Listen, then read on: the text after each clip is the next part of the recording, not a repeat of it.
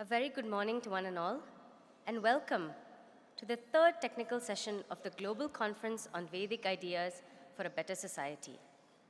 Session 3 will focus on the theme, the Vedic way of education. Vidyaya vindate amritam. Through knowledge, one finds immortality. The goal of the session is to gain insight into the Vedic perspective of education, its principles, purpose, and schooling system. In this session, we will have three speakers: Ms. Sahana Singh, author and commentator based in Texas, USA; Professor Vijay Shankar Shukla, Regional Director, Regional Center, Indira Gandhi National Center for the Arts, Ministry of Culture, Government of India; and Professor Upendra Kumar Tripathi, Coordinator for the Center for Vedic Sciences, Banaras Hindu University in India. We will begin the session with Ms. Sahana Singh. Ms. Sahana Singh is an author and commentator based in Texas, USA. She is an environmental engineer by qualification who writes on a variety of issues, including Indian history. She has written 2 books, the first being The Educational Heritage of Ancient India, How an Ecosystem of Learning was Laid to Waste, and her second book is titled Revisiting the Educational Heritage of India. She will address us on the topic, Gurukula, the best teaching and learning ground. Ms. Sahana Singh, please.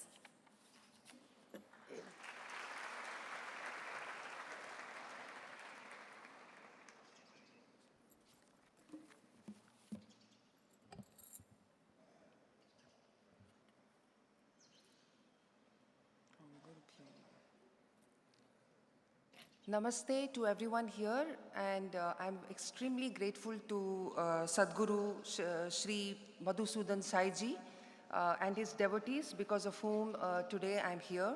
I was actually supposed to take a flight back to the US on the 12th of this month, but Bhuvana ji and other devotees persuaded me to stay on, and I'm so grateful I did, because I have been researching on Gurukula education for the past few years on India's educational heritage, and coming to this campus and seeing all the work that has been done here and how all of you are studying here, that has been a very enriching experience for me. So namaste again to everybody. So as she mentioned, I have been researching on the educational heritage of India, and my latest book is called Revisiting the Educational Heritage of India. And it's very strange that I wrote this book because I didn't get a Gurukula education. I got the conventional education. I went to Christian missionary schools, and I used to think that all knowledge came from the West, science, technology, everything, we have to catch up with them.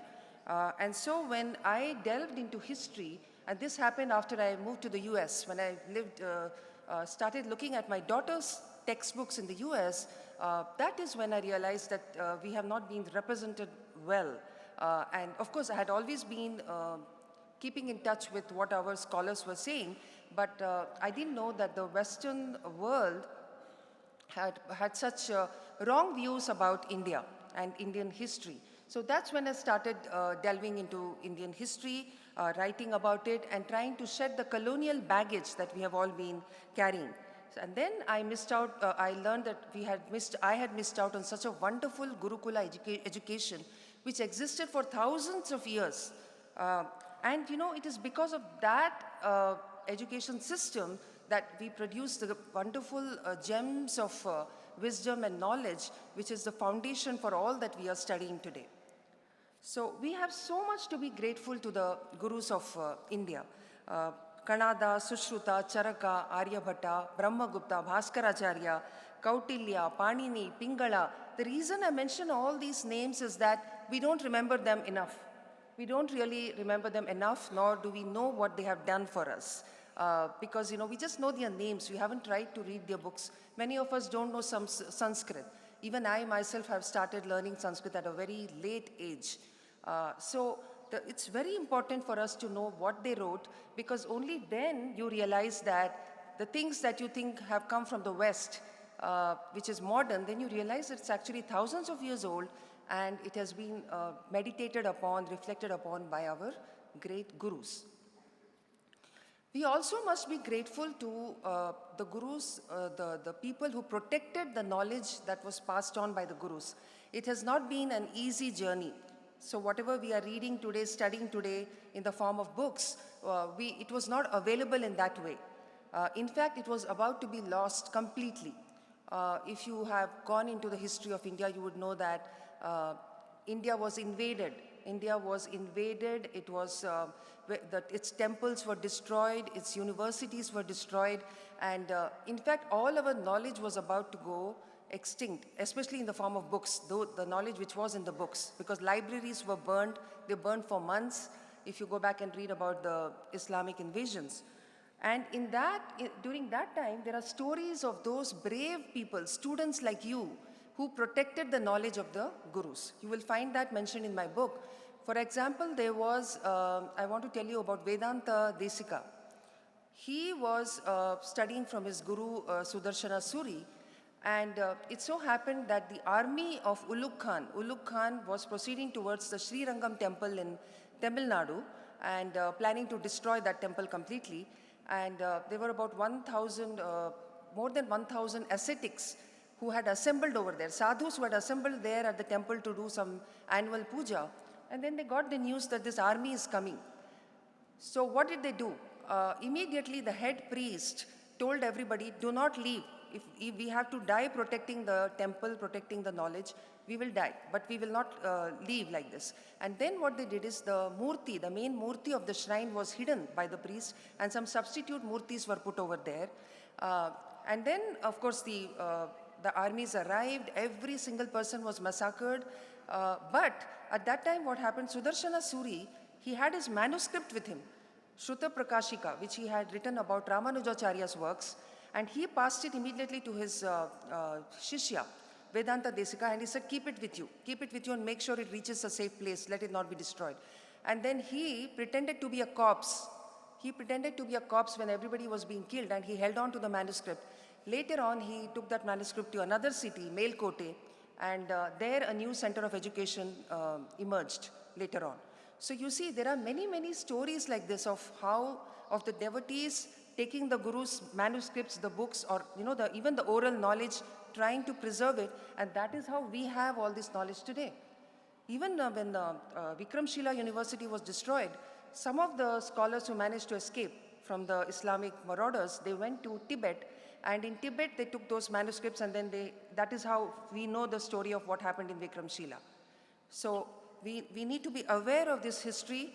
It is not in order to be divisive, but it is in order to be informed so that we are able to protect and safeguard ourselves. Today it's a shame that we have forgotten so many things about what our Guru said. I'll just give you the example of medicine, right? Medicine is one area where the whole world owes a lot to India. Because Sushruta Samhita, Charaka Samhita were one of the oldest texts on medicine. And they were extremely popular. In fact, in Baghdad, the king had asked for somebody to come and some doctor from India to be brought to the court there in Baghdad so that the works of Sushruta and Charaka could be translated to Persian and later to Arabic. So, and that is how, the hospitals were set up there, and later on this same knowledge went to Europe, because when Europeans, initially they were not interested in the knowledge that the Arabs were getting from India. Arabs were actually acknowledging that they were getting this knowledge from India, whether it was medicine, whether it was mathematics, everything. Many of their books are called something with Al-Hind, coming from Hindustan. And then later on, when the Europeans took control of the Arab territories, they got hold of the knowledge that Arabs had got from India. And also Arabs took from the Greeks. And by the way, the Greeks also had close contact with India. And we can see the impact of the Indian mathematicians on the works of Greeks. For example, Pythagoras was also, even his contemporary people, scholars, said that Pythagoras got his knowledge from Indian gurus. So this is well documented. You will find the evidence in my book. It's important to know all this evidence, otherwise people will think that you're just talking in the air. Where is the proof for this? There is proof for all this, okay? So even in Charaka Samhita, Sushruta Samhita, you find the mention of things that were not known to the European world for thousands of years, such as, the need to not pollute rivers. Charaka, Sushruta, they have all mentioned about how rivers should be kept clean. The human waste should not be allowed to go to the rivers, because if the rivers get polluted, that is where we get our water from, and we are going to fall sick. So you will be astonished to know that in England, even in the 18th century, in England, they did not know that if you send the waste products into the river, Thames River, it is going to cause health problems. So when cholera broke out again and again in England. So they did not know initially that this is happening because the human waste, just then the toilets had been invented, the commode, the toilet bowl, and you can flush it with water, and the toilet waste was being sent to the river Thames. So it had been invented, and it became very popular because they realized that the smell is going away. So they used to think in those days in England that smell causes disease, the bad smell. So when the bad smell of the excreta was being sent out of the flush, by flushing, they thought it will lead to good health. So when the cholera outbreaks happened, they didn't understand that it is coming from the fecal matter, the waste matter that has gone into the rivers. So and then it took a few hundred years for them to realize that this was happening, and then they made all the, the technology for treating the wastewater so that you clean it before you send it to the rivers. But if only they had paid attention to Sushruta Samhita and Charaka Samhita, they would have known that you should not be polluting the rivers, because that will come back to you in the food and in the water. So these are the things we discover when we go back and look at our Shastras. We come to know that so much of knowledge is actually very, very old, and it originated in India. Now, I'm not saying that India should be, become arrogant because it gave all this knowledge to the world.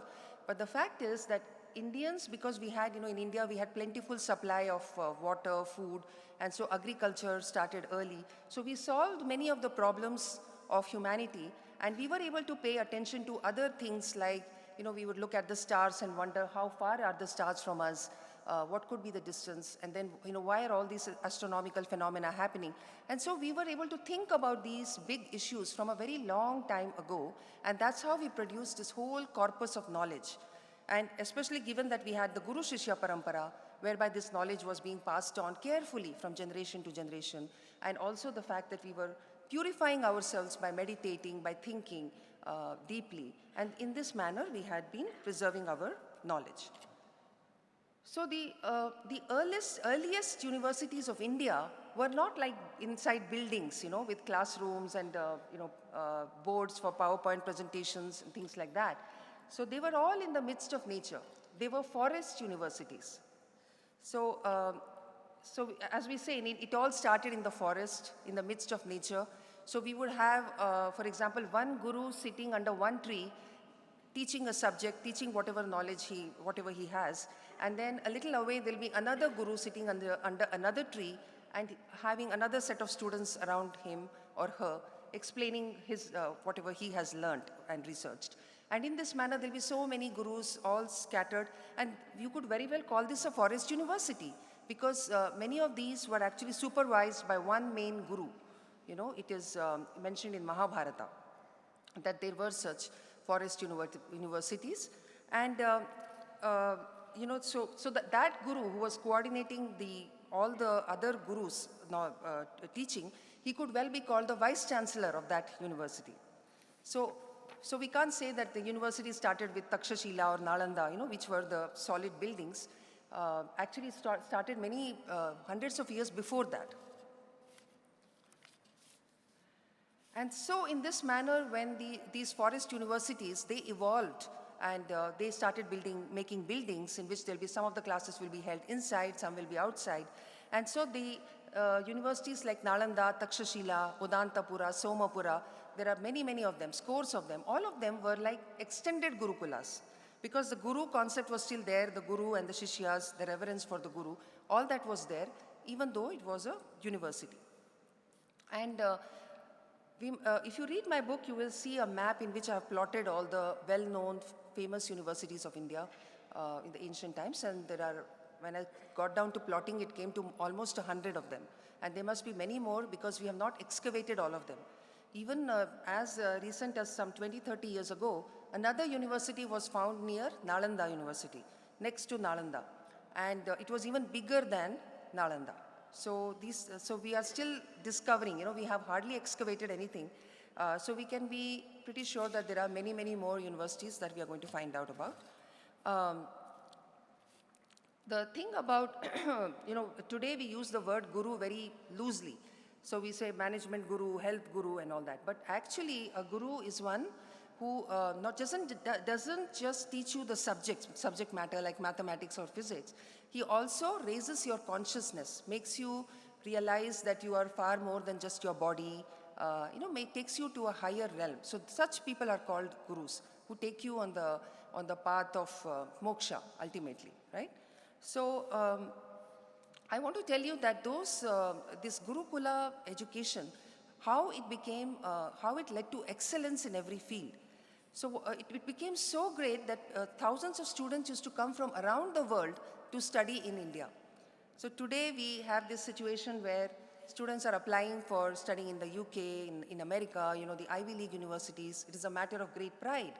But imagine just the reverse situation which existed thousands of years ago, when the students were competing with each other to get an admission into the top universities of India. And it was not at all easy. It was not easy. The admission tests were very hard. And of course, they would be gauged not just for their knowledge, but their attitude. So there would be very intensive admission tests. In Nalanda, it is very well documented that only 20% of the students were getting into the university. And similarly, all the other Gurukulas and other universities, the guru would assess whether the student is capable of taking the knowledge that he is going to impart to him or her. So students came from Western Asia, Greece, China, Mongolia, Southeast Asia. It is just unthinkable, Mongolia, imagine Mongolia. There were a few students from Mongolia studying in Nalanda. And not only that, there would be guest houses for the guest lecturers to come and stay there. So all those things that we think are modern innovations, or scholarships given in the name of somebody who has passed away, that was also common in ancient times. And in fact, it was very meritorious to donate to educational institutions. The culture of the time was that whatever you can give it to the educational institutions, give it to scholars. And that is how that whole, Vidya Dana was considered to be a very, very high act of giving, big act. So, this was the culture. And so when a student embarked on the path of studying, going for higher education, that student did not have to worry where the food will come from, where will water come from, if I fall sick, what will happen, when I become old, what will happen. He didn't have to worry because he knew that the society will take care, and that is how the person could give all attention to learning and teaching. Mind you, whatever you learned, you also had to teach. There was this concept of Guru Runa that you might all be aware of, that if you did not pass on the knowledge that you learned to a capable student, then you are as if you're dying in debt. Okay, there's a Runa that you have not discharged.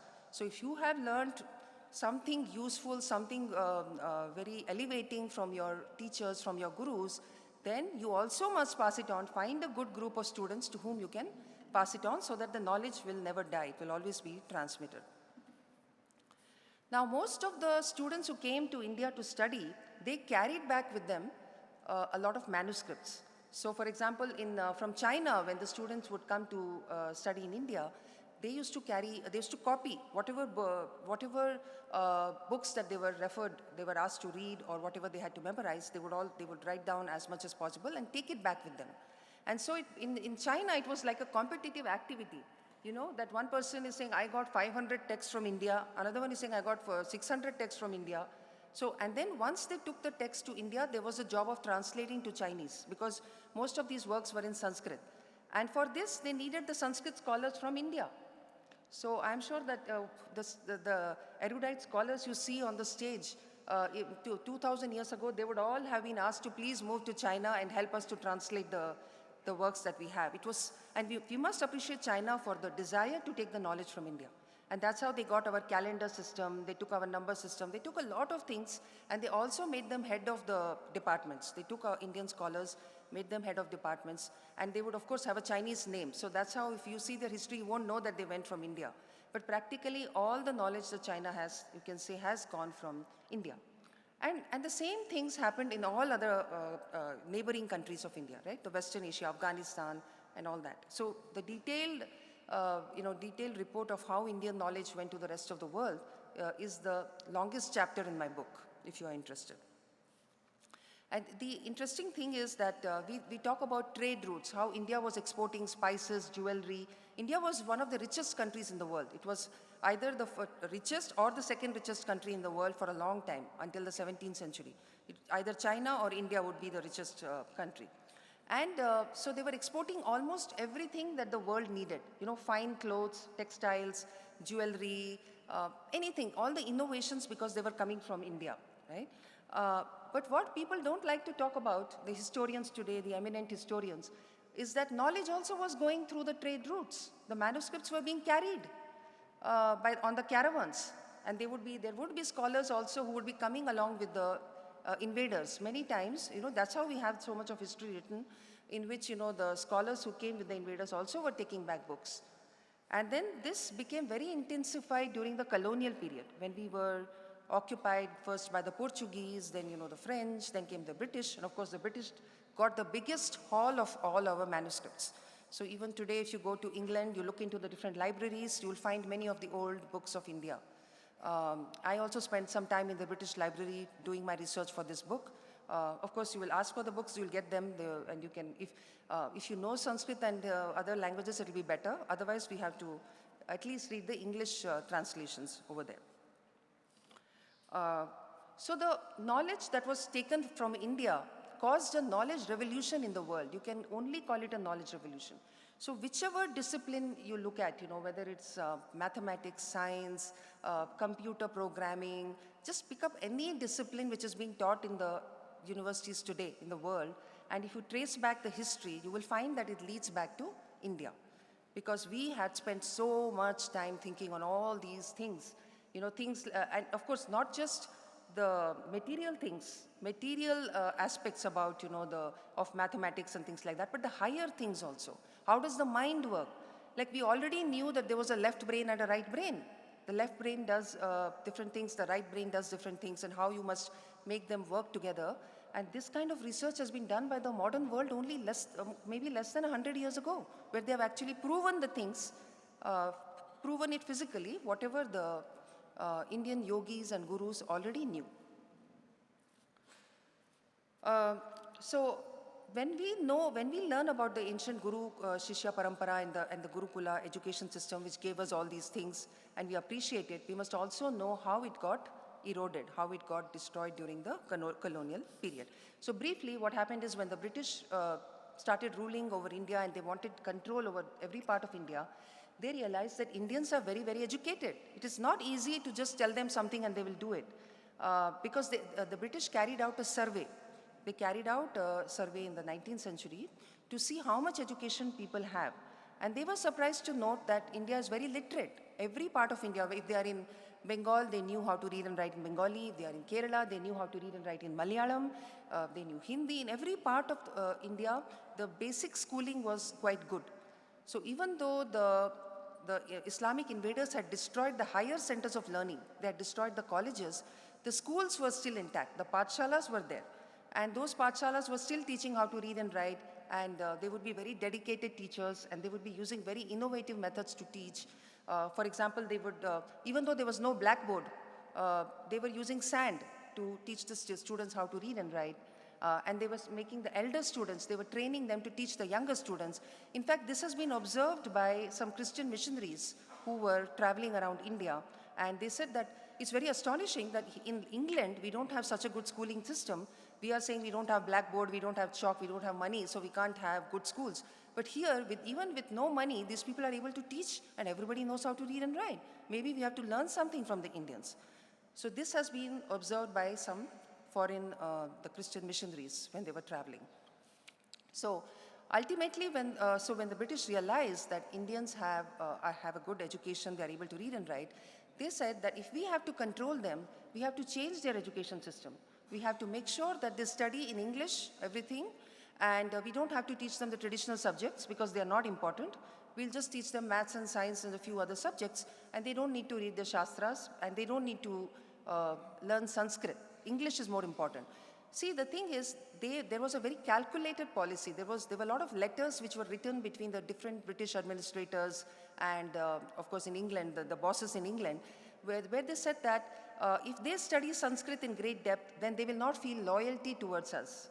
And if they study, even for the Muslims, if they study Arabic, then they will regard us as outsiders. So it's best that we educate them in English and make our heroes their heroes. So this is all mentioned in the letters. We all know of Macaulay, for example. Macaulay, who said that we need to create a class of Indians who are only Indian in color, but they are English in their thinking, English in their outlook, English in their tastes. So this was a policy made by the British after a lot of thinking, where they realized that if they want a dutiful set of servants from India, then they have to make sure that the classical knowledge has to be put in the background. It has to be destroyed or put in the background.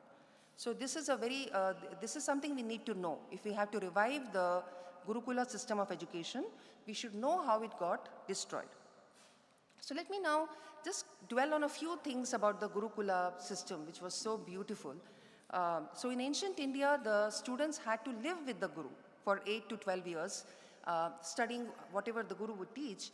And a lot of the education was actually non-verbal. It was just by looking at the Guru. The Guru was an embodiment of knowledge. Guru was like a walking, talking book. And just by being with the Guru all the time, washing his clothes, being near him, giving him food, just serving him, they would get gems of knowledge and wisdom which would enrich them so much. So that is the way they got their education. It was a very lived experience. It was not like just going to a classroom, hearing something, and then regurgitating it and writing some homework. It was not like that. It was just living with that knowledge, and just absorbing it from the Guru. So that is the way. They would see how the Guru spoke to his wife. How did the Guru serve the society? How does the Guru give to the society? How does society interact with the Guru? How does he bring more and more people into the ashram and feed them, take care of them? How does he do seva? Of course, you have already seen this in action. You are very much in the Guru Shishya Parampara, so you have seen that. But this not many people recognize it was this milieu which gave rise to the body of knowledge, the huge body of knowledge that benefited the whole world. And there were so many qualities that a Guru was supposed to have. If you read some of the books that have been written, what are the qualities that a Guru should have? And it is listed that he should have self-awareness, detachment, virtuousness, austerity, selflessness, humility, firmness in enforcing discipline, lack of desire for fame or wealth or ownership, and freedom from lust. So just imagine, these were the high standards that a Guru had to follow, and this led to the students also trying to follow these standards. And with such a good character, they would go forward to research more, to decode the Shastras, to write books which will be understood by the masses. So in this ecosystem of learning, knowledge flourished, and maybe it is also because of this that they became very comfortable and they did not realize that there will be this huge massacre that will follow, and a lot of this will be destroyed and that idyllic world will go away. So there are some lessons to be learned there. I think when we talk about Gurukula education, how to bring it back, we must also be very cautious about how to preserve it. Because there are, in this campus, you are all very secure, very safe, but the outside world is not like this. Now, I live in the US, and I can see a lot of inimical forces that are not very, that really do not acknowledge our parampara, and they also think it is regressive. So many of our children who are studying in American schools, UK schools, or even maybe in Indian schools also, the narrative is set to make them think that, the old system was not good. And we are modern, we don't need to believe all those things, and we don't need to, everything changes with time, so we don't really need to look at that old knowledge. It's not useful to us anymore. And there's a lot of self-loathing. Because, when people are very enraptured by the by the glitter of the outside world, right? The big buildings, the way of the showy things, then they go very far away from the actual knowledge that was disseminated by our great gurus. So there are a lot of people. In fact, most people are most Indians are deracinated from our ancient knowledge because we have been colonized for very long now. It has been years, and even after we got independence, the decolonization has not happened. So we have actually forgotten to look at ourselves with our own eyes. So in fact, there is a famous scholar who said that we look at the West as the West looks at itself. We look at the East as the West looks at the East. We don't even know what it is like to look at things with our own eyes. So that is something that I would like all of you to be aware that you don't look at the world from an outsider's lens. You look at it from the insider's lenses, and you're also able to go out into the world and explain it to people. And yesterday, I just loved what Sadhguruji said, that, wear Hinduism on your sleeve, he said. That is something very needed in today's world, because a lot of Hindus Hindus are on the back foot. Many children don't say that they're Hindu, or, because they are themselves ashamed. They have been brainwashed to think that India and Hinduism is all about caste systems, sati, low position of women and things like that. And there, so many papers have been written. Teachers are also teaching this. Even in the textbooks, you will see that all these things have been written about, and hardly any awareness raising about what Hinduism really is, what it is. Even where there are ceremonies or customs that look like they're regressive, the deeper meaning behind them, which is so elevating. Like yesterday you heard about menstruation and how seclusion for women, why it was important in ancient times, and why it is important even today. Those kind of things actually are not regressive. They have to be looked at from the proper perspective. So these are things that you would need to tell the world when you go out. Please engage with people who are not in the Guru Shishya Parampara and make them aware about this beautiful system of knowledge gaining and the reverence for the Guru. So the thing is, the other thing I would like to tell you is that in the Western world, they look down on this feeling of reverence. They think it is inimical to education. They think you cannot ask questions to your Guru if you're too much scared of him, to worship him too much. But actually, it was not like that in India at all. Students were freely asking questions to the Guru. The Guru was, and so many times there have been cases where the student became greater than the Guru because he questioned and he contradicted his Guru, and he got some other insights, and then his own Guru said that you are right and I'm going to follow you. All this has happened in our tradition. So whenever you hear all these things, negative things about India, about Guru Shishya Parampara, various other things, there's also this move to brand Indian gurus as fake, as seeking money and things like that. That is also going on. So we have to counter all this. We have to find the right way to break all these mischaracterizations of our culture and civilization. So last few points is that I think I just want to tell you that in all the Gurukulas that I have visited so far, I have been visiting a couple of them, I was very happy to see a few things, and I think this can be brought into the mainstream education system, the regular conventional, the government schools and the others, which is closeness to nature. So the way I studied in school, I don't remember going out in nature, looking at trees and learning their names, nothing like that. So I think that part of the Gurukula education needs to be firmly entrenched in all education systems, which is being close to nature, being in the center of nature, and being aware that we are also just a part of nature. We don't have to conquer it. We don't have to exploit it. That sentiment is very, very Indic. And then, of course, the ability to adjust to physical discomforts, which is very much a part of Gurukula education. All of you, I'm sure, you know how to sleep on the floor, you know how to be without AC, like all of you are now sitting, listening to me. There's no fan, but you're perfectly sitting and listening to me. So the ability to overcome discomfort for the sake of knowledge, thinking out of the box, trying to find a solution which is not in any book, just looking at the problem and thinking of how to find the solution. I see this as a big benefit out of the Guru Shishya education system. The civilizational rootedness, that is a very important point which is not there in the mainstream education system. They are not rooted in Ramayana, Mahabharata, Gita. They don't feel that we are those people who have come up from the knowledge of these sacred texts. So there is that disconnect, and they don't understand why they are doing certain ceremonies. They're always questioning their parents and thinking that their parents are old-fashioned, they don't know what they're doing, and they need to become modern. So those things are not there in the Gurukula atmosphere. In the Gurukula atmosphere, because they're living that life of that continuity of civilization is maintained, that thing is very important, and we need to pass it on to the wider educational system. So before I end, I want to tell you that there's a huge responsibility on all of you. You are inheritors of a great civilization, and you have to make sure that the wider world is aware of this, and you have to be great representatives of it, and you have to be ready to do anything to safeguard it. If it means fighting for it, whatever is needed to protect it, you have to be ready to do it. It's not like just ahimsa for the sake of ahimsa. Sometimes you might need to go be outside ahimsa in order to protect and safeguard. So all those options, everything should be on the table. So for you to protect and preserve yourself, because you see, we have survived as Hindus because of some others who fought for us, who protected us, who preserved us, right? That's how we survived. But will we survive for the next 1,000 years? That is a question, and for that to happen, you all have to be civilizationally aware. You have to be aware of the outside world. Outside this beautiful campus, what is being discussed in the European universities, American universities? What are the forces at play which might threaten us? And you have to be aware and think of how to counter that. So thank you very much for giving your time. And if you have any questions, I'll be ready to take it if there's time. Thank you.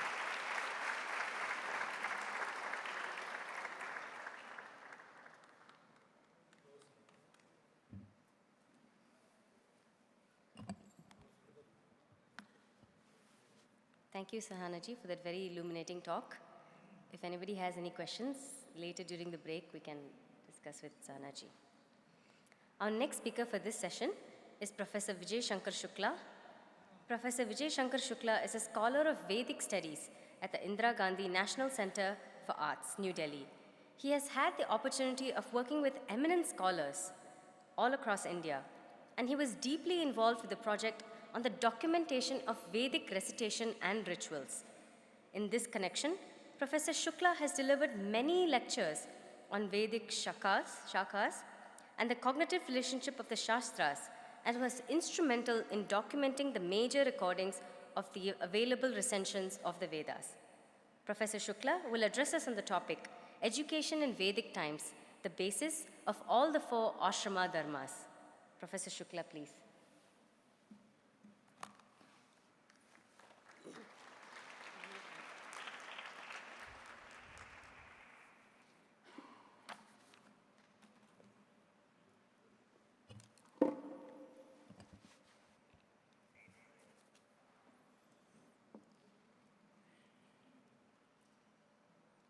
Bharti Bharti भी सजोषा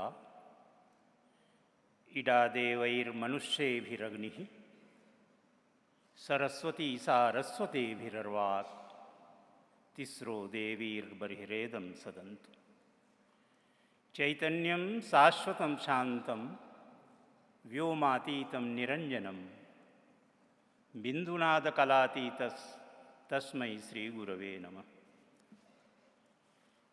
यत्कृपालवमात्रेण मूको भवति पंडितः वेदशास्त्रशरीरां तां वाणीं वीणाकरां भजे।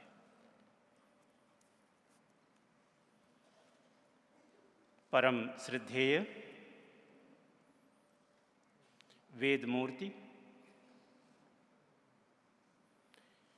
भारतीय विद्या के साक्षात विग्रह स्वरूप गुरुवर्य आचार्य professor हृदय रंजन शर्मा जी, इस महनीय विश्वविद्यालय के सम्मान्य कुलपति, भारतीय विद्या के उत्प्रेरक के रूप में जो जाने जाते हैं, ऐसे काशी हिंदू विश्वविद्यालय के शताब्दी पीठाचार्य प्रोफेसर राकेश उपाध्याय जी, मंच पर विराजमान मेरे सहयोगी विद्वद्गण, आचार्य सुहाना जी, आचार्य professor Upendra Kumar Tripathi ji,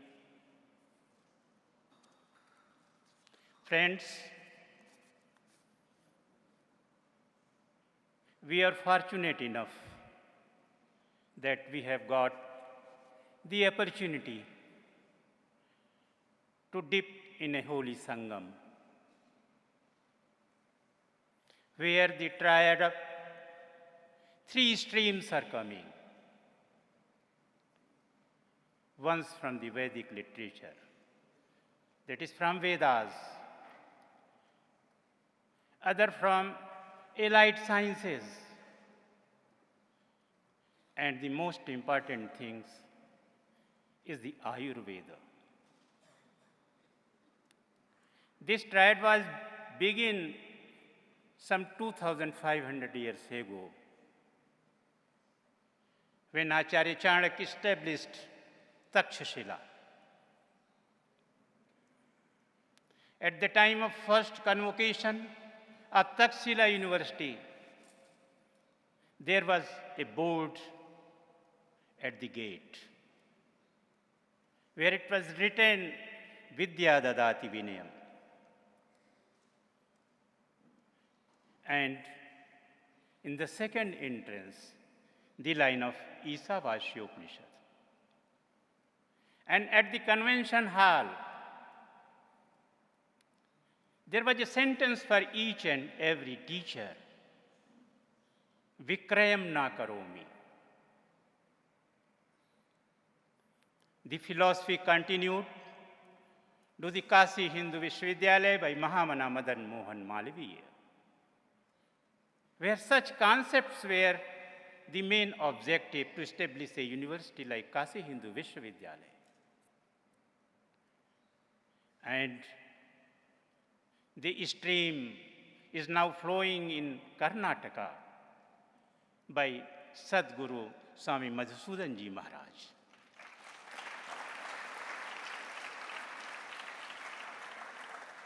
This is the only university in the country, I may say, after Kashi Hindu Vishwavidyalaya, where it has been thought that we cannot move in a single step, on a single step, without the support of our traditional knowledge, that is Veda.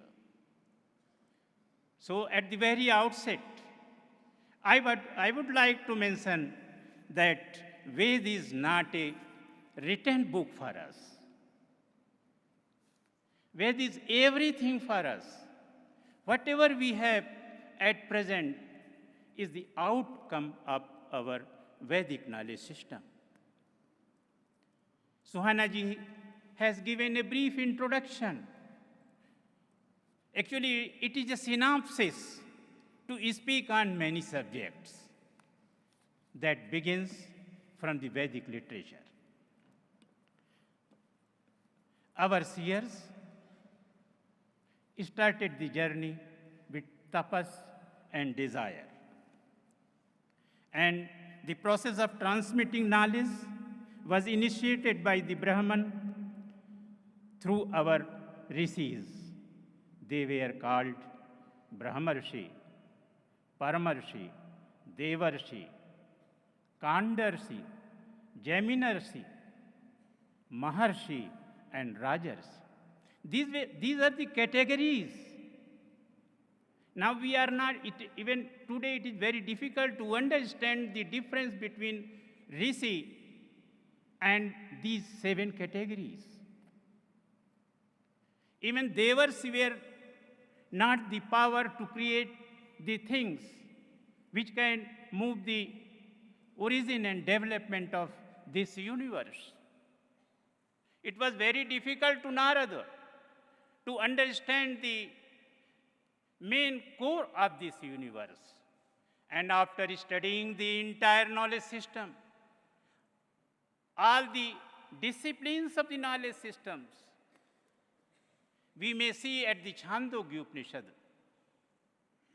in Adhyaya 7, where Narad was puzzled with getting all these knowledge system disciplines. And then he requested Sanat Kumar that it is very difficult to understand the knowledge from who I may got the satisfaction. Then Sanat Kumar explained the things that this knowledge system is only the basis to reach at the top, to understand the core concept of Brahmana. So then our seers conceived the knowledge through their tapa. Tapasena jnanena sarvasreshtatvam prapnoti. They have got everything with tapas and desire. Sishyas were also rishis or seers. And our great Acharya, some 7th century, in 7th century BC, Acharya said that Sakshat Krita Dharmana Rishiya. Our seers conceived the entire knowledge as it is with Brahman. They wondered about how and from whom this creation arose, whether anyone upheld it or not. At the beginning, our students has explained, given a clue about the core concept of this seminar by reciting the mantras of the Nashadiya Sukta. And the journey of Nashadiya Sukta continued for a long, and then it was interpreted in Sveta Upanishad that Yo Brahmanam Vidadhati Purvam Yo Vai Vedansya Prahnoti Tasmai. Eko Devaha Sarva Bhuteshu Gudhaha Sarva Vyapi Sarva Bhutantaratma. These traditions, which have been started by our Brahmarshi or Adyarshi, travels without any interruption and expands into theories of creation and space. Seers directly visualized it and passed it on to acharyas who were instrumental in disseminating it.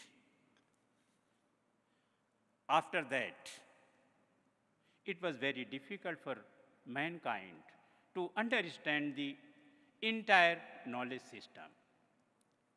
As just after 1,000 years or more, it is very difficult for us to maintain the knowledge as it is.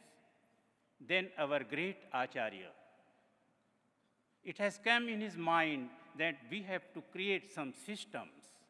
And after that, the independent discipline of knowledge system came in practice. And credit goes to Parasar Shunu, Krishna Dvaipayana Vyasa. And Vyasa is known as Kandarsi. And he explained the knowledge system to his Sishyas, 4 Sishyas, namely Paila, Vaisampayana, Jaimini, and Sumant. This knowledge system Vyasa has received this knowledge system from the Brahman, that is from Adyarshis. So the system, the discipline which we have is called Brahma Sampradaya, as it has directly come to Brahma. But later on, a great Acharya, Sarvagya, Bhagavan Yogeshwar Yagyavalkya has another system, who has conceived this knowledge system directly from sun. So we have another system which is Aditya Sampradaya. India has the credit to flow the knowledge system, to create the flow of knowledge system by 2 different streams. We may say one stream is flourished in our South India along with other streams. This Brahma Sampradaya is all the branches of the Brahma Sampradaya, that is Taittiriya Shakha and Sakal Shakha of the Rig Veda, is very much related to the Brahma Sampradaya. But in our Karnataka, this Aditya Sampradaya, that is Sukla Yajurveda, is also flourished in most of the parts. I have got opportunity to visit all the places related to both the Sakhas. The second system is started. We may say that the discipline, the modern disciplines, the various sciences, which is auxiliary to Vedas. And now I will try to come to my subject, that what are the basis of all the four ashramas, from where ashramas were got the position, independent positions. As it is very difficult to say that ashramas are only created created at the later stage, it is not so. All the systems, all the ashramas were inbuilt in Guru Shishya Parampara. But the codification of the system for qualification and the strictness of the rules were created or come in writing sometimes after the 6th century BC. And the system which has been created or even in practice today is the outcome of the creation of sciences auxiliary to Vedas, that is Vedanga. We have 6 auxiliary sciences, that is Shiksha, Nirukta, Vyakarana, Kalpa, Chand, and Jyotish. All the 6 are not useful for the systems which we have in the form of ashramas, that is brahmacharya, grihastha, vanaprastha, and sannyasa. But one anga, or we may say that one part of the Vedanga is very important in terms of the development of Indic society. Whatever it was applicable to the Sishyas, and as for the Gurus, it was necessary to inbuilt each and every element of our society. How is it was possible? As before 1,000 years ago, all the systems, qualifications, rules and regulations were for our Ritviks, are the followers of the rituals. But it was also necessary to introduce a system for each and every element of the society. Then after some time, we may say that sometime in 8th century BC, the great acharyas like Acharya Baudhayana, Apastamba, Badhula, Manava, Hiranyakeshina, Gautama, and so on. There are list which is available. You may see some more than 25 acharyas. They have tried to explain the things according to their recensions. This recension, the beginning of the recension, which has been started by Maharshi Vedavyasa. So each and every acharya tried to put the rules for their schools. And this was the system which we have got in the form of the 4 ashramas. Then what was the ruler? The tradition of Vade Vade Jayate Tattvabodha has been transmitted by the scholarly world and created a system for present and also for future generations. The process of the traditions continued through Guru Shishya Parampara. And this triad, that is Guru, Shishya, and Antevashina. Antevashin means disciple, who were living with the Gurus, schools, is very important in terms of disseminating of traditional knowledge systems. These are the instruments to constitute a proper code of conduct to create a unique society, which may also be seen even in present time. This is nothing else but āśrama vyavastha. Our great acharyas like Baudhayana, Khadira, Gobhila, Parashkar, Ashwalayana, Bharadwaj, Varaha, Kathak, Laugakshi, Kausitak, and so on are the pillars of Indian society. The foundation of Vedic culture is based on the rules and regulations set by these acharyas through Grihi Sutra and Dharma Sutra. The one important element of the Vedanga is Kalpa.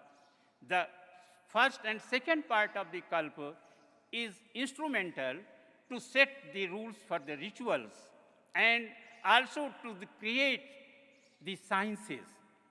The sciences, especially the science of arithmetics, science of architectures, are based on our sutras, especially Shulba Sutras and Srauta Sutras for the, actually it is for rituals.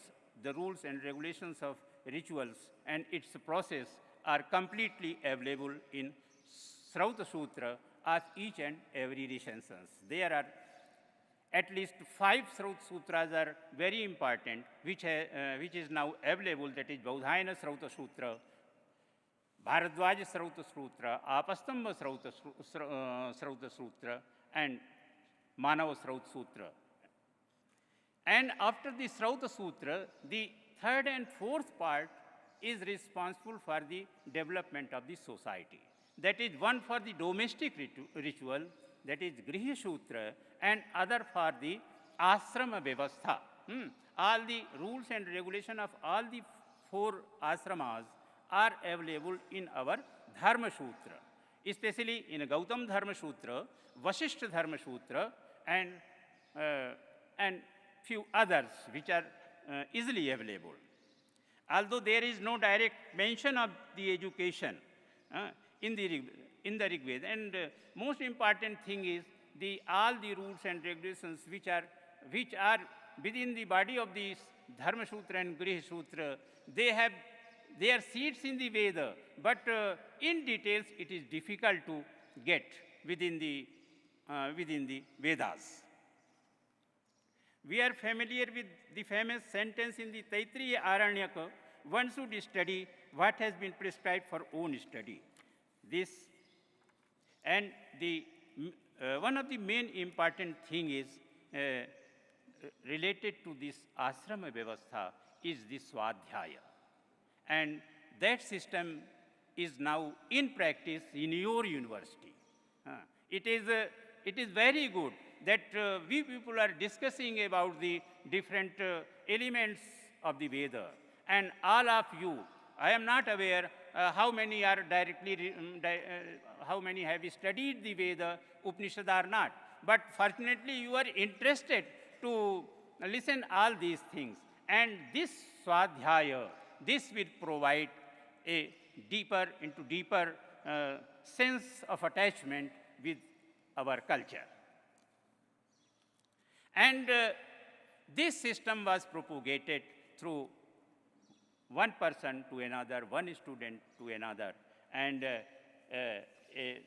in the Rig Veda, there is a very famous sentence in Mandukya Sukta, Yadesa manyo anyasya vacham saktasya vadati sikshmanaha. And a beautiful translation of this verse is available in our Ramcharitmanas. Ramcharitmanas is just like Valmiki Ramayana for us, written by Goswami Tulsidas. And he said, Dadu Rudhuni chahu disha suhai, Ved padhe janu batu samudai. Students are repeating the mantras of the Ved, just like frog. One frog is repeating the word of the another. So this was the system. And this system, based on the core concept of the Vedas, is found their place, and we may say that the beginning point of this system, Ashram Vyavastha, is Upanayan Sanskar. After Upanayan Sanskar, a student or brahmachari is qualified to start his journey as a brahmachari in brahmacharya āśrama. In Rig Veda, we have a mantra, brahmachari charati vevis dusah sa devanam bhavateka mangam. The brahmacharian goes engaged in duty. He is a member of the body of the god. For these hymns, the drashta, Rishi, is a Brahmavadini, one who discourses on Brahman, named Juhu. From this itself, we can understand that it is a very mystic hymn. I must accept that the sense is not very clear. Even the name of the Rishi is not defining according to traditions. mantra is explaining about the brahmacharin, but the main concept is very different, and it is difficult for me to explain the deeper meaning of this sentence. And the importance of a brahmachari, we have a we have a legend in the Rig Veda, and also in the Brahmanas, where the importance of the brahmachari has very much explained. And this is the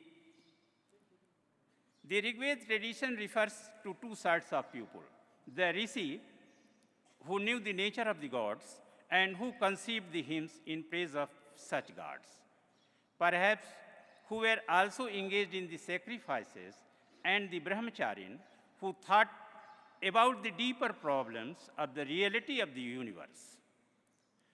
Skanda Swamina, an ancient post within the available commentator of the Rig Veda, cites a story where Archananas of the family of Atri officiated as priest at the sacrifice of the king. His name was Rathviti. Archanas had a son named Syavasva, and Syavas, who was a brahmacharin, once he went to the king, being invited for the performance of the sacrifice, he met the daughter of the king, who was unmarried, and sought her hand for his son. But after consulting his queen, King Rathviti replied that they had never a son-in-law who was not a rishi, and that his son Syavas was only a brahmacharin and not an rishi. This was difference between the rishi and brahmachari. So the main objective of a brahmachari was to get the position of the rishi, get the position of the mantra drashta, so he can visualize the things. He may be able to conceive the nature of the universe, nature of the God, and this was a major desire of a brahmachari at that time. Here, evidently, the qualification was not that the youth was a boy initiate or that he was a bachelor, but that he could not have the vision of God and was devoted to study. From the mere appearance of word brahmacharin, I am sure that there was an institution which was the beginning point of a system, that is āśrama vyavastha, or brahmacharya ashram.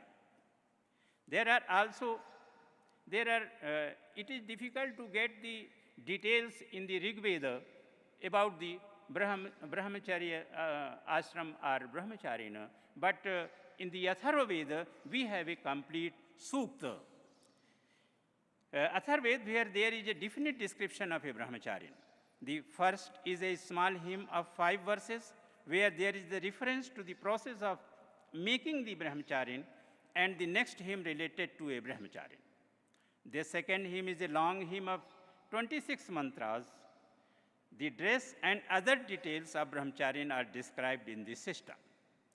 Brahmacharyete samidha samidha kashanam vasano dikshito digsmasro. With the lighted fuel goes the brahmacharin, clad in black buck skin, consecrate, long bearded. There is not a single reference to Upnayan in the Vedic Samhitas. The word Upnayan and Upanit appear in the Rig Veda, but they mean only to bring near in the ordinary sense without the special meaning of initiation, bringing the boy near the teacher for study. But reference in the hymns on frog in the Rig Veda to the student repeating the word of the teacher is clear enough regarding the particular type of teaching that was associated with the Upnayan ceremony. The Upnayan ceremony, the same system of teaching the proper recitation of the Vedas, continued in an unbroken tradition for at least 25 centuries, from the age of Kalpasutras to the present day. Upnayan ceremony and the system of studying the Vedas by rote from a teacher was a Rigvedic system and perhaps an even earlier institution.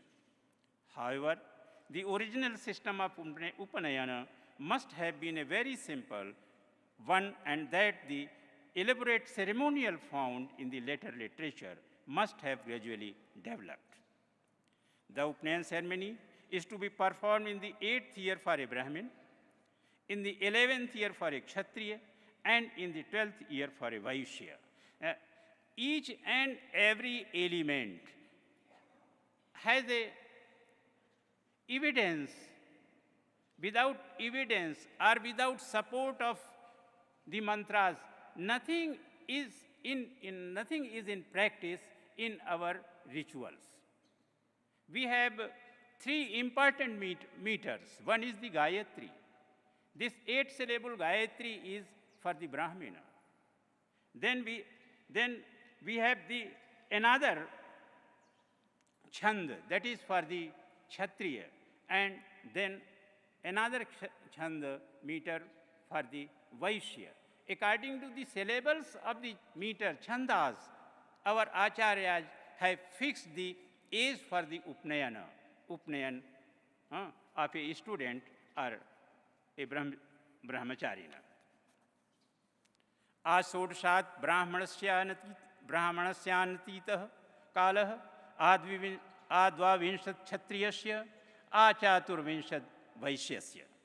If a boy is not initiated into study at this age, there is social penalty, and it is said, after this, they have the Savitri fallen. They have to perform the Savitri Prayashchitta if the Upnayan has not been completed within the fixed time, that is 8, 12, and 16 years.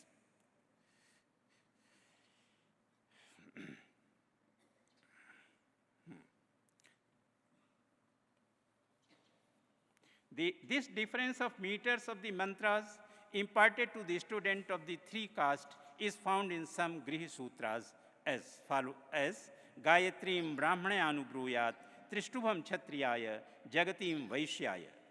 But after some times, it has been decided that the Gayatri, the initiation may be given in Gayatri Chand. So it has been decided that Sarvesham va Gayatri. The age at which the study is to terminate is not quite clear. The Asulayana Griha Sutra says that the study should be for 12 years or until the study is finished. This latter option seems to be for those who could finish the study earlier. This is very important subject.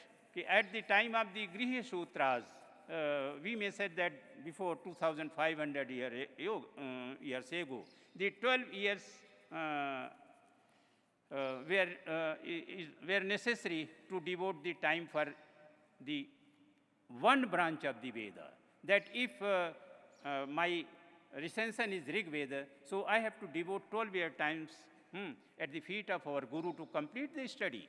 And if I am interested to complete my study in terms of the 4 Vedas, then I have to devote 48 years at the Guru's house. So it was the time. So in our Panchatantra, it has been said that, Acharya said that for the each Shastra, 12 years is necessary. So this was in practice. It was in general practice that at least 12 years the brahmachari or student has to devote the time for this study. And after the study, they have to complete the Snana by reciting the Mahanamni's mantras and perform the ritual of the Godana and some other vrats. And formally, the stage of the Brahmacharya ashram is now over. At this age, we may say that at the age of 25. And then the second state, that the Grihastha ashram, a brahmachari or a disciple or a Veda Pathin can begin the grihastha-ashrama. So, one important thing which Swanaji has explained, that one of the major desire of a student, desire of a teacher was that he has to study under his control. Even whatever training has been provided by a teacher, that training is not for the brahmacharya asrama. This training or this qualification or the restrictions, this will continue till the end of his life. The rules and regulations were continue, most of the rules and regulations. So, one of the very commentator of the Vadhula Griha Sutra, Narayan Misra says, Guruvadhino bhave nityam brahmachari samahitah anyatra patniyebhyas taduktam chanalanghet. Griha Sutra Plaugakshi says that after the Upanayana, the students are known as brahmachari. Upnayan pravriti brahmachari syat. The rules which I have ascertained for a brahmachari are very high in terms of its hardness, but who have followed the rules under the kind control of his guru have got the better scope for tapa and swadhyaya. It is needless to say that tap and swadhyaya are two elements which is responsible to create such society where moral orders may be on the top. Some of the important rules for a brahmachari are, एक ब्रह्मचारी के लिए करना क्या क्या है, ये बहुत ही बड़ी सबसे तो हमारे जो धर्म सूत्र हैं, जब कभी आपके अंदर ऐसी भावना हो कि हमारा प्राचीन भारत कैसा था और हम अपने बच्चों को किस तरह से जो है उसमें से कुछ भी अगर 10% भी दे पाए तो एक प्रतिष्ठित नागरिक के रूप में भारत को कुछ न कुछ तो दे देंगे।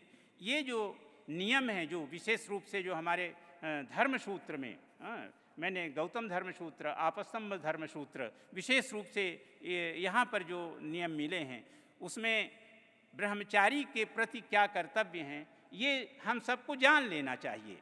तो क्या है कि मार्गवासाह, ऐसा नहीं है कि वह कहीं पर विश्राम कर ले, कहीं पे रुक जाए।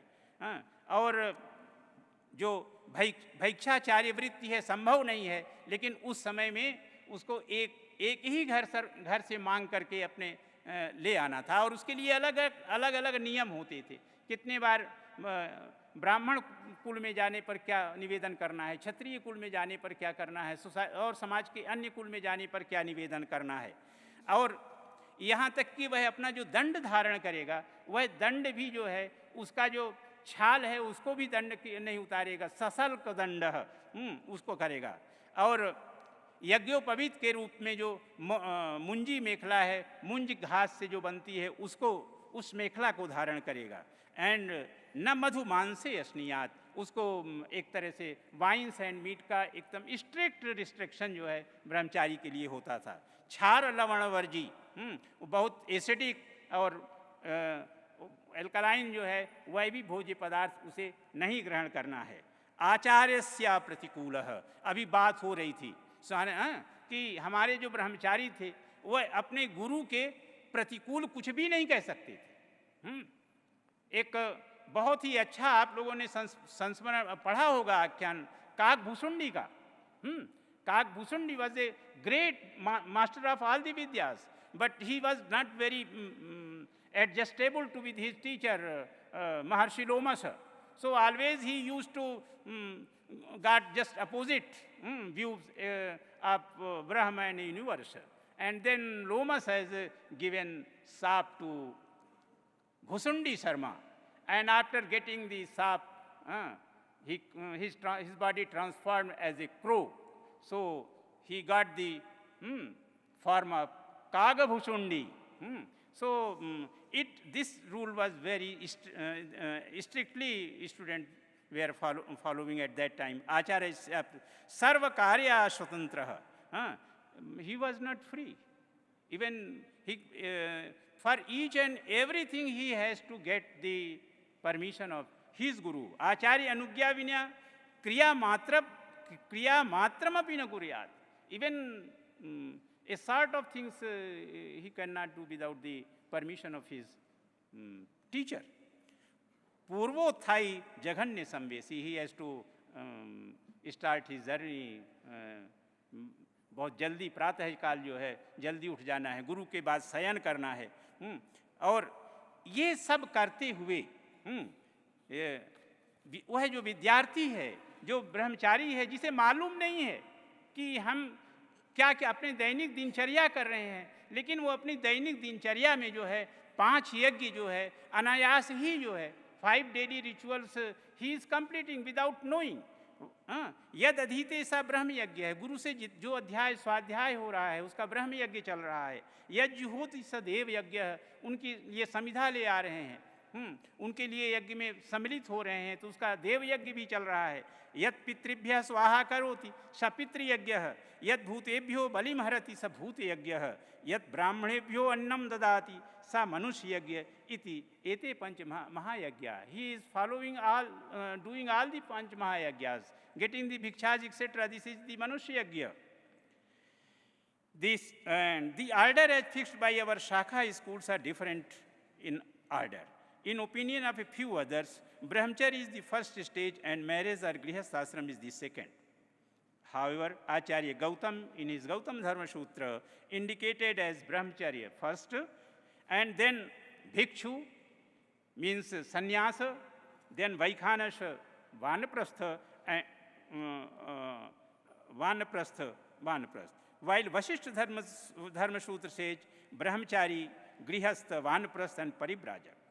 After completion of the study, a student has to follow the observance. After that, there are a detailed prescriptions for a brahmachari, which is directly related actually with their next life, that is for the grihastha. And as he has to follow the dharma, and if he is going to reside with his entire family, society, king, so what may be the line of his action? So then Rishi said that if anybody is not following the dharma, even his father, so he may left his father, tejet pitaram, rajaghatakam, shudrayajikam, shudrarthayajikam, veda viplavakam. Is anybody is not accepting the Veda, so he has to left that person or that society where somebody is ignoring the rules and morals of the Veda.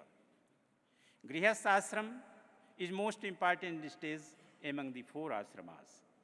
It has been said that Traividyam brahmacharyam prajatim sraddham tapo yagmanu pradanam ya ete na kurvate tairityah smo rajo bhutva dhvamsate anyat prasamsanniti.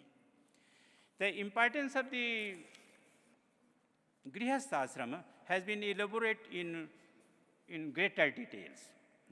And Rishi says that who is continuing in the study of the Veda, observing the brahmacharya, thinking about the coming generation, that is for the santana utpatti, have full faith and tapa, and performing the ritual and always giving donation is living with me. This is the word of the Prajapati. If anybody is not performing the yajna, not doing the tapa, have no desire for the next generation, then Prajapati said that such act in his life, if anybody is not doing, then he became like a particle of the soil. For me, he has no role actually. One of the important acts of grihastha ashram is to receive the guest. I would like to make clear here that every person is not maybe a guest. If I am here to extend, to support the acts which is related to dharma, and if I am requesting for to move in a greater way, that maybe that I may be accepted as a guest or atithi. But if I have no role, then I am not a guest, not a atithi. So I would like to make it clear here that every person is not maybe a guest. Who is doing all the duties according to dharma may be considered to be a guest. Subject to that, he is also have only one objective, that he is visiting the other's house for the cause of dharma. Here some may ask that, what is dharma? Our acharyas have very clearly mentioned that Veda eva mool pramanam dharma adharmayo. Only the Veda is praman for the dharma. Vedo akhilo dharma moolam. There are many definitions related to dharma.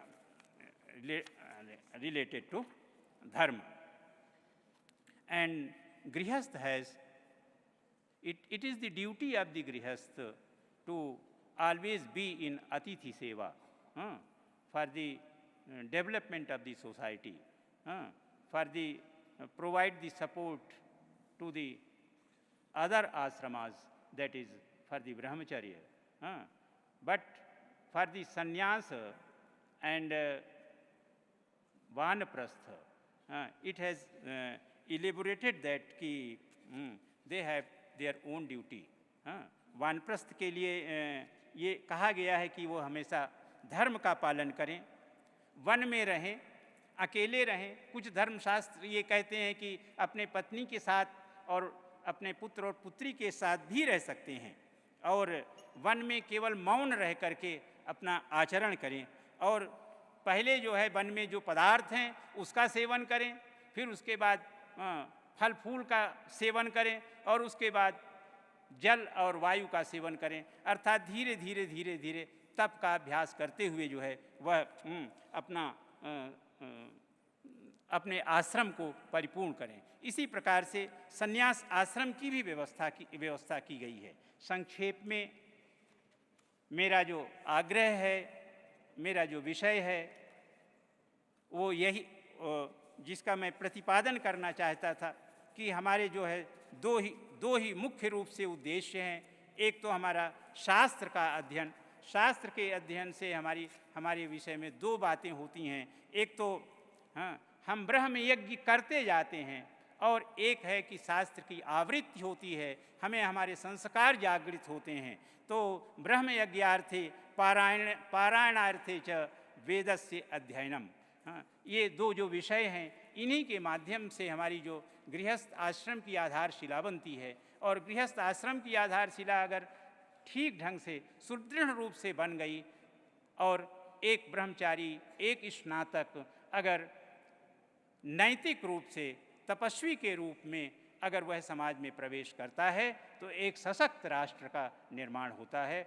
Hari ओम संगज्जत्वं संवतध्वं संवो मनांसि जानताम देवा भागम यथा पूर्वे संजानाना उपासते.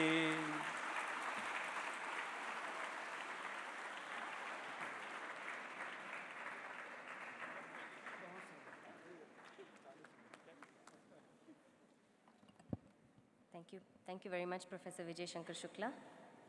Our final speaker for the session is Professor Upendra Kumar Tripathi. Professor Tripathi learned under his grandfather, Vedmurti Acharya late Jagannath Tripathi ji, in the Gurukul tradition, and he completed his graduation and post-graduation from the Banaras Hindu University in traditional Sanskrit. Professor Tripathi was consistently the top ranker up to post-graduation and has won 5 university gold medals. Currently, he is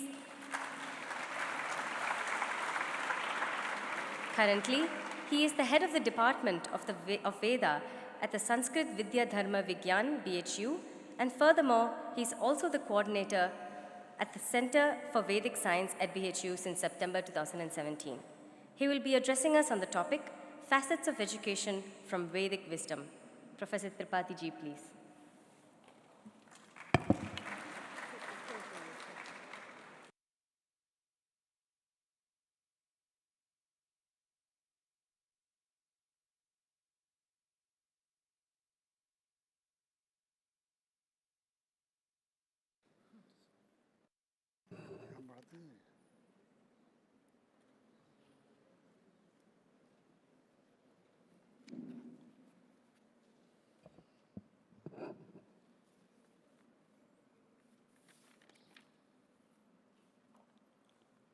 पावकानः Saraswati बाजेभिर्बाजिनीवती जज्यं पावकानः Saraswati बाजेभिर्बाजिनीवती जज्यं वधे सरस्वती। ॐ सदाशिवसमारम्भां शङ्कराचार्यमध्यमाम् अस्मदाचार्यपर्यन्तां वन्दे गुरुपरम्पराम्।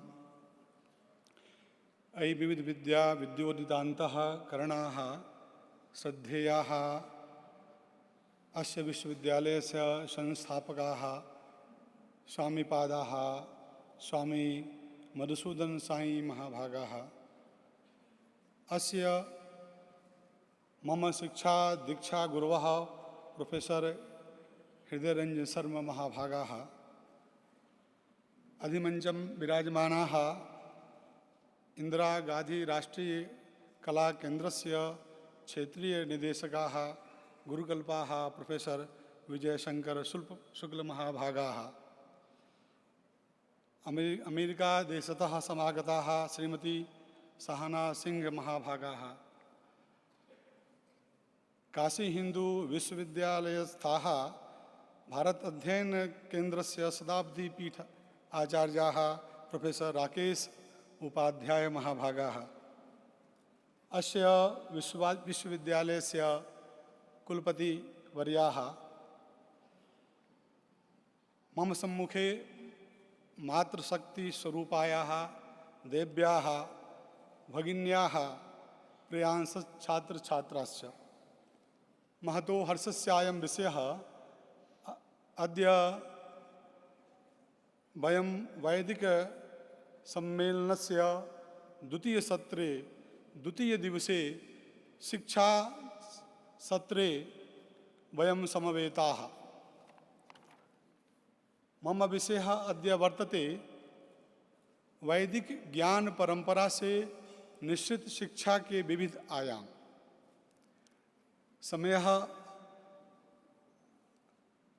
समयाभावः वर्तते तथापि अहं संक्षेपेण स्वविचारम् अत्र हिंदी भाषया प्रस्तौमि। वैदिक ज्ञान परंपरा यह अपने में बहुत बड़ा विषय है। जैसा कि हमारे पूर्व वक्ता आचार्य शुक्ल जी ने, सिंह महोदया ने भी इस परंपरा के संदर्भ की चर्चा की, साथ ही गुरुकुल शिक्षा और ब्रह्मचर्य वानप्रस्थ गृहस्थ संन्यास आश्रम की चर्चा की। यहाँ पर वैदिक परंपरा से निश्चित शिक्षा परंपरा के संदर्भ में शिक्षा के विविध जो आयाम हैं उस पर मुझे आज प्रकाश डालना है। देखिए, वैदिक ज्ञान परंपरा जो है वह सृष्टि का या इस मानव सभ्यता का आदि जो मूल ज्ञान का जो तत्व है वह वेद है, उसको हमें जानना होगा। वेद जो है विद ज्ञान अर्थ में, विद विचारणा अर्थ में, लाभ अर्थ में, सत्ता अर्थ में वेद शब्द निष्पन्न होता है। उसका जो एक सामान्य अर्थ जो है लोक में प्रसिद्ध है वह ज्ञान के अर्थ में है। वेद के अथर्ववेद में, ऋग्वेद में, यजुर्वेद में, पुरुष सूक्त में एक मंत्र आता है, तस्मात् जज्ञा सर्वहुत ऋचः सामान्य जज्जिरे छंदांगुषि जज्जिरे तस्मात् देजुस्तस्मात् देजायत। इस मंत्र में उस परब्रह्म पुरुष के ने यज्ञीय सृष्टि के द्वारा, उस सर्वभूत यज्ञ के द्वारा ऋचाओं का माने अर्थात ऋग्वेद की उत्पत्ति हुई। उसके अनंतर जो है उसी क्रम में यजुस और अन्य साम वेद, अथर्ववेद उसी में अंतर्भूत होता है। तो यह जो वेद का जो स्वरूप है, यह सर्वप्रथम हम ऋग्वेद के मंत्र से ही वेद का स्वरूप हमें प्राप्त होता है, जिसको कृष्ण द्वैपायन वेदव्यास ने इसे 4 भागों में, इसे विषय के दृष्टि से 4 भागों में इसे विभक्त किया। ऋग्वेद जो है ऋचायाम तेषाम ऋग यथार्थ वशेन पाद व्यवस्था, जिन मंत्रों के अर्थ के कारण पाद व्यवस्थित रहते हैं, नियताक्षर पाद वसाना ऋग, ऐसा उबट भाष्य जैमिनी सूत्र आदि में वर्णन प्राप्त होता है। इसी प्रकार सबर स्वामी ने यत्र पाद कृता व्यवस्था स मंत्र ऋग नाम,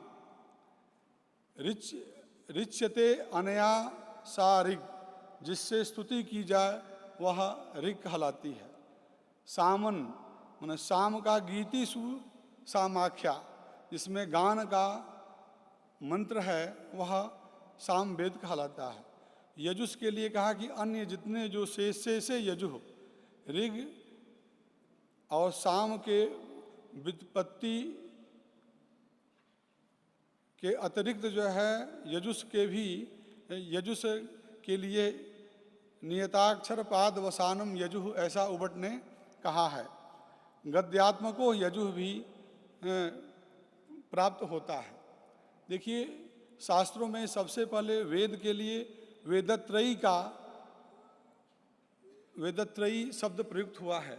वेदत्रयी का तात्पर्य है ऋग्वेद, यजुर्वेद और इन्हीं में ही अथर्ववेद का अंतर्भाव होता है, क्योंकि अथर्ववेद जो के जो 20 कांड हैं वह प्रायः ऋचाएँ जो है वह वेदों के अंतर्गत ही प्राप्त होते हैं। कृष्ण द्वैपायन ने जो 4 भागों में विभक्त किया वो अपने 4 शिष्यों को बताया, उसकी चर्चा आचार्य शुक्ल जी ने बताया है। इन चारों वेदों के शाखा भेद है। गुरु शिष्य परंपरा की चर्चा यहाँ की गई। गुरु मुखोच्चारणानुच्चारण क्रम में जो गुरु शिष्य परंपरा का जो विकास की यात्रा है वह हम शाखा भेद के क्रम में देखते हैं, जिसका वर्णन महर्षि पतंजलि ने महाभाष्य में किया है। 100 अध्वर्यु शाखा सहस्रवार्त्मा सामवेदः एकविंशतिधा वह वृच्यम नवधा अथर्वणो वेदः, अर्थात 100 अध्वर्यु शाखा, 101 जो है वह यजुर्वेद की शाखा है। 1000 शाखा जो है वह किसकी है? सामवेद की है। और 21 शाखा जो है वह ऋग्वेद की है। 9 शाखा जो है वो अथर्ववेद की है। तो कुल मिलाकर के 1131 शाखा जो है यह हमें प्राप्त होते हैं। वेद के महत्व के संदर्भ में हम जब चिंतन करते हैं तो महर्षि सायण ने कहा कि इष्ट प्राप्ति अनिष्ट परिहार्यो अलौकिकम उपायम यो ग्रंथो वेदयति स वेद। इष्ट की प्राप्ति, अनिष्ट का परिहार और जो अलौकिक उपायों के द्वारा जिस ज्ञान का हमें प्राप्ति होती है वह वेद कहलाता है। अलौकिक उपाय से तात्पर्य है कि स्वर्ग, ब्रह्म, धर्म आदि जो अलौकिक उपाय है वह हमें वेद के द्वारा ही प्राप्त होता है। प्रत्यक्षेणानुमित्या वा यस्तु उपायो न बुध्यति एनम विदन्ति वेदेन तस्मात् वेदस्य वेदता। प्रत्यक्ष, अनुमान आदि प्रमाणों के द्वारा यस्तु उपायो न बुध्यते, उस उपाय का, उस ज्ञान की प्राप्ति नहीं होती है, उसको जो बताने वाला जो शास्त्र है वह वेद है। इसी प्रकार से हम यह भी कह सकते हैं कि ईश्वरीय ज्ञान, प्रकृति प्रदत्त जो ज्ञान है वह वेद है। इसका वर्णन तैतरीय आरण्यक में शरणाचार्य ने अपने भाष्य भूमिका में किया है। यस्य निश्वसितम वेदा यो वेदेभ्योखिलम जगत निर्ममे तमहम वंदे विद्या तीर्थ महेश्वरम। माने यस्य निश्वसितम वेदा, अर्थात उस परमात्मा के श्वास निश्वास से वेद जो है प्रादुर्भूत हुए और उस वेदों के द्वारा अखिल जगत का प्रवर्तन होता है। इसी प्रकार से विद्यन्ते ज्ञापयन्ते लभ्यन्ते वा एभि धर्मादि पुरुषार्थाः इति वेदाः। आचार्य विश्वामित्र ने कहा, उन्हें धर्म अर्थ काम मोक्ष जो पुरुषार्थ चतुष्टय है उसकी सिद्धि जो कराता है वह वेद शास्त्र है। मनु ने भी वेदोखिलो धर्म मूलम सर्व ज्ञानमयो ही सह वेदात सर्वम प्रसिद्धति आदि कह करके वेद की महत्ता को प्रकाशित किया है। सभी धर्मों का मूल वेद है, सभी ज्ञान वेद से ही प्राप्त होते हैं और इसी वेद के द्वारा सभी ज्ञान प्रकाशित होते हैं। मधुसूदन ओझा जी ने सच्चिदानंद सतचित आनंद जो स्वरूप ब्रह्म का है उसको वेद से, वेद के स्वरूप से उन्होंने इसको जोड़ा है और उन्होंने कहा है कि जो हम मधुसूदन ओझा जी और पंडित मोतीलाल शास्त्री जी ने दोनों वेदों में वेद तत्व को सच्चिदानंद स्वरूप माना है। उन्होंने बताया कि सत्य जो तत्व है, जो सत्ता अर्थ में, वेद जो है विद ज्ञान में है, सत्ता अर्थ में भी है, विचारण अर्थ में है, लाभ अर्थ में है। तो यहाँ सत्ता के लिए सत्य तत्व को उन्होंने कहा कि यह क्या है, यह सत्ता अर्थ है, अस्तित्व का द्योतक है, जो वेद के विद सत्तायाम मानने से ध्वनित होता है। चित्त शब्द जो है चेतना अर्थात विज्ञान भाव का द्योतक है, जो वेद को विद ज्ञाने मानने से ध्वनित होता है। आनंद शब्द रस भाव का द्योतक है, जो वेद के विद लाभे से निष्पन्न मानने से ध्वनित है। ओझा जी वेद के तात्विक स्वरूप पर कुछ इस प्रकार से प्रकाश डालते हैं। वेदत्रयी या त्रयी विद्या, छंदो वेद वह ऋग्वेद, वितान वेद साम वेद और रस वेद यजुर्वेद को उन्होंने कहा। अथर्ववेद को उन्होंने कहा कि यह सोम तत्व उसी में प्रतिष्ठित है। इस प्रकार से सत्ता भाव, विज्ञान भाव, रस भाव से यह वेद सच्चिदानंद स्वरूपात्मक सिद्ध होता है। अतएव सृष्टि का प्रत्येक पदार्थ इसकी सत्ता है जो विज्ञान का द्योतक है तथा रस भाव समर्पण है वह वेद है।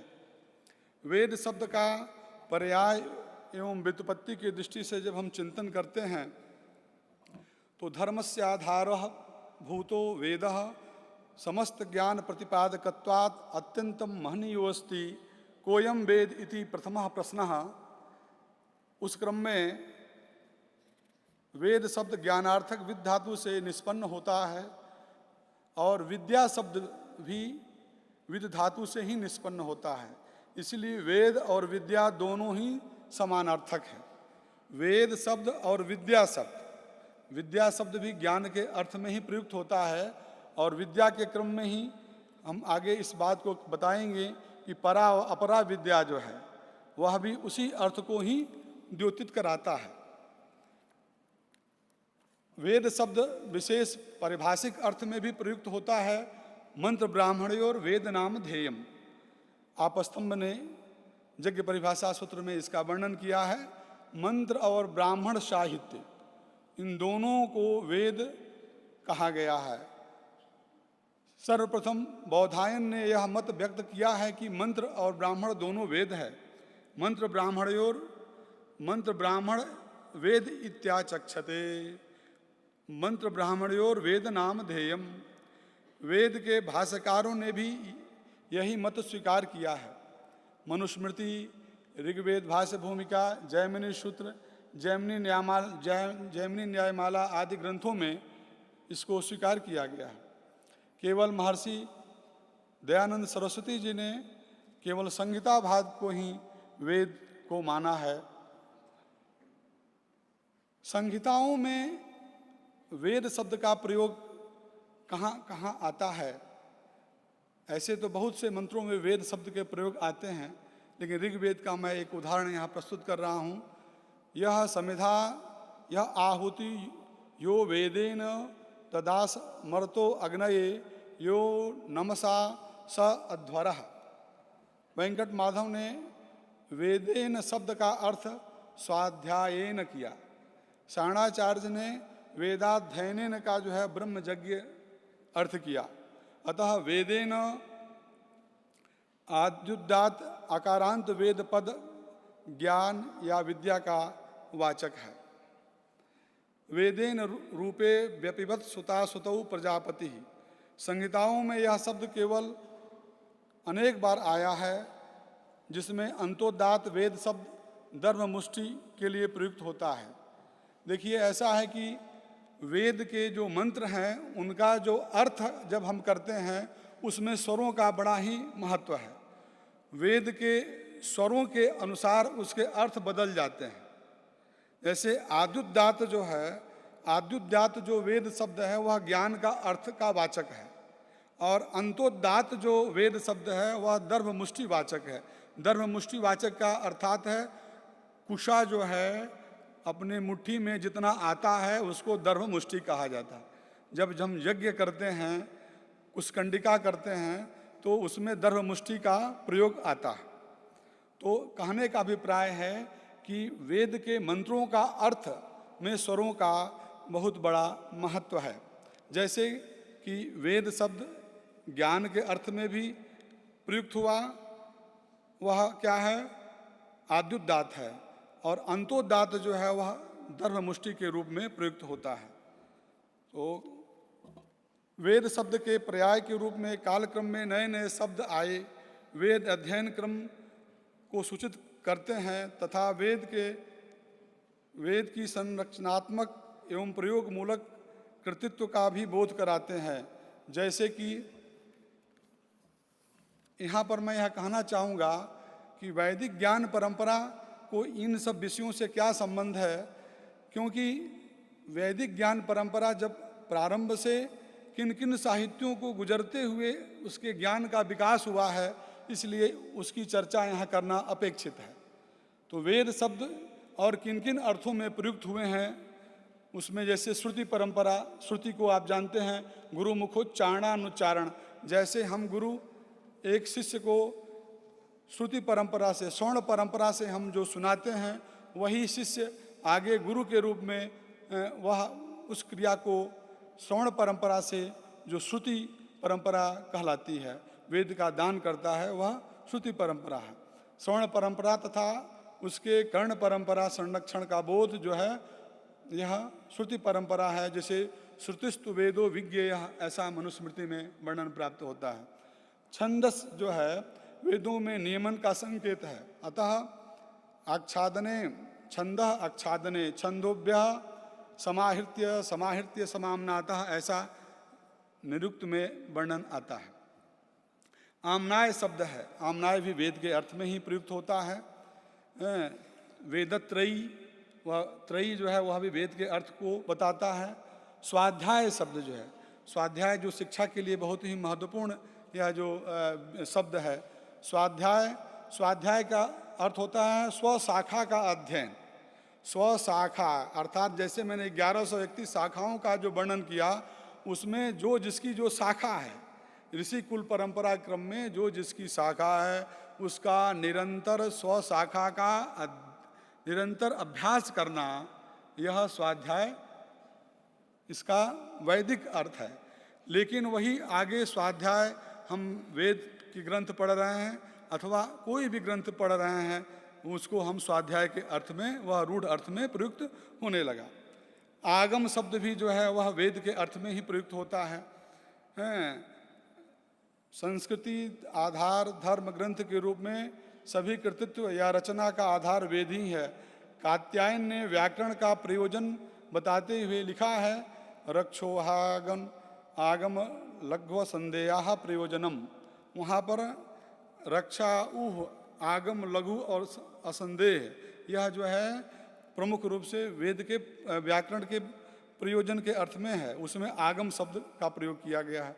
और आगम के लिए वहाँ पर वर्णन भाष्यकार ने किया है कि आगम खल्वपि ब्राह्मणे न षडंगो वेदोध्येयो गेयश्च। ब्राह्मण के लिए क्या है? षडंग वेद का अध्ययन करना, उसका करना चाहिए, उसका नित्य धर्म है। इसी प्रकार से निगम शब्द जो है, निगम भी जो है चारों पुरुषार्थों की ओर ले जाने वाला जो सार्थ है, वह वेद महर्षि यास्क ने निगम शब्द का प्रयोग किया है।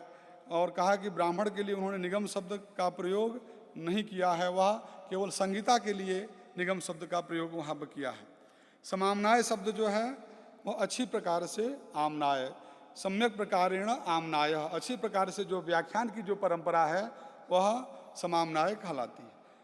तो यह जो वेद के पर्यायभूत शब्द हैं, इसके विषय में मैंने प्रकाश दिया।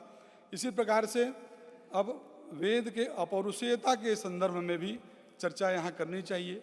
वेद के अपौरुषेयता के संदर्भ में दो प्रमुख मत है। एक प्राचीन जो हमारी आचार्यों की जो परंपरा है वह वेद को अपौरुषेय मानती है। अपौरुषेय का मतलब वह पुरुषकृत नहीं है और वह ईश्वरकृत भी को नहीं मानती। वह कहते हैं कि और यह जो न कश्चित वेद कर्ता च वेद स्मर्ता चतुर्मुखा, वेद को का कोई कर्ता नहीं है, वेद को स्मरण करने वाला जो है पहले सर्वप्रथम जो है वह चतुर्मुख ब्रह्मा है। अब ब्रह्मा भी जैसा कि उद्घाटन सत्र में आचार्य शर्मा सर ने बताया कि कल्पांतर, कल्प के माध्यम से हम अगर देखें तो मिलियन वर्ष जो है वेद का जो है सृष्टि का उद्भव काल आता है। तो कल्प के अनुसार ब्रह्मा का भी उद्भव होता है। तो यहाँ पर यह जो श्लोक उस दृष्टि से हम उसको देखना चाहिए। न कश्चित वेद कर्ता च वेद स्मर्ता चतुर्मुख। ऋषियों ने जो है मंत्रों का निदर्शन किया। ऋषियों मंत्र द्रष्टारः न तो कर्तारः, ऋषियों ने मंत्रों का निदर्शन किया। सर्वप्रथम ऋषियों ने अपने तप बल से उसको क्या किया? कंसीव किया, उसको देखा, निदर्शन किया। इस संदर्भ में ऋषियों के संदर्भ में वेद में ऋषियों ने शब्द ब्रह्म को शब्द ब्रह्म रूपात्मक कहा है। और वाक्यपदीयम में इसका वर्णन है, अनादि निधनम ब्रह्म शब्द तत्वम यदक्षरम विवर्तते अर्थभावेन प्रक्रिया जगतो यतः। अर्थात ब्रह्म का शब्दमय स्वरूप यह इतना विशाल और अनंत है जितना कि स्वयं ब्रह्म। कृष्ण द्वैपायन व्यास हैं कि आदि एवं निधन रहित नित्य वाक को स्वयंभू ब्रह्म ने उत्पन्न किया। पूर्व में यह वेदमयी वाक थी और उसी वाक से संसार की सभी प्रवृत्तियां उत्पन्न हुई। इसकी वर्णन उसी महाभाष्य में आता है, अनादि निधना नित्यम वागत सृष्टा स्वयंभुवा आदौ वेदमयी दिव्या यतः सर्वा प्रवृत्तयः। तो इस प्रकार से वे शब्द रूपात्मक जो यह वाक शक्ति है, जिसको परा पश्यन्ति मध्यमा वैखरी, ये चार रूपों में हम देखते हैं, वह उसके द्वारा ही यह वेद शब्द या वेद का प्रादुर्भाव होता है। और जैसा कि कल उद्घाटन सत्र में शर्मा सर ने बताया कि यह जो वेद रूपात्मक यह जो वेद है वह अपने में अंतर्निहित हो जाता है, अपने में लीन हो जाता है। इसके संदर्भ में श्लोक प्राप्त होता है, युगान्ते अंतर्हितान वेदान सेतिहासान महर्षयः लेभिरे तपसाम पूर्वाम अनुज्ञातः स्वयं भुवा। युग के अंत में जब प्रलय काल के अवस्था में यह जो वेद तत्व है वह अपने में क्या होता है? अपने में अंतर्निहित हो जाता है।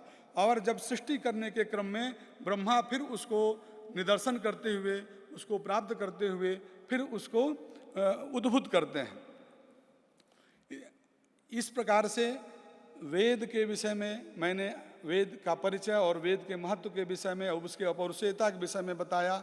आगे ये जितने भी विद्या है, विद्या हमारे यहाँ वेद विद्या, हमारे यहाँ शास्त्रों में चतुर्दश विद्या, अष्टादश विद्या की चर्चा आई, 64 कलाओं की चर्चा की गई।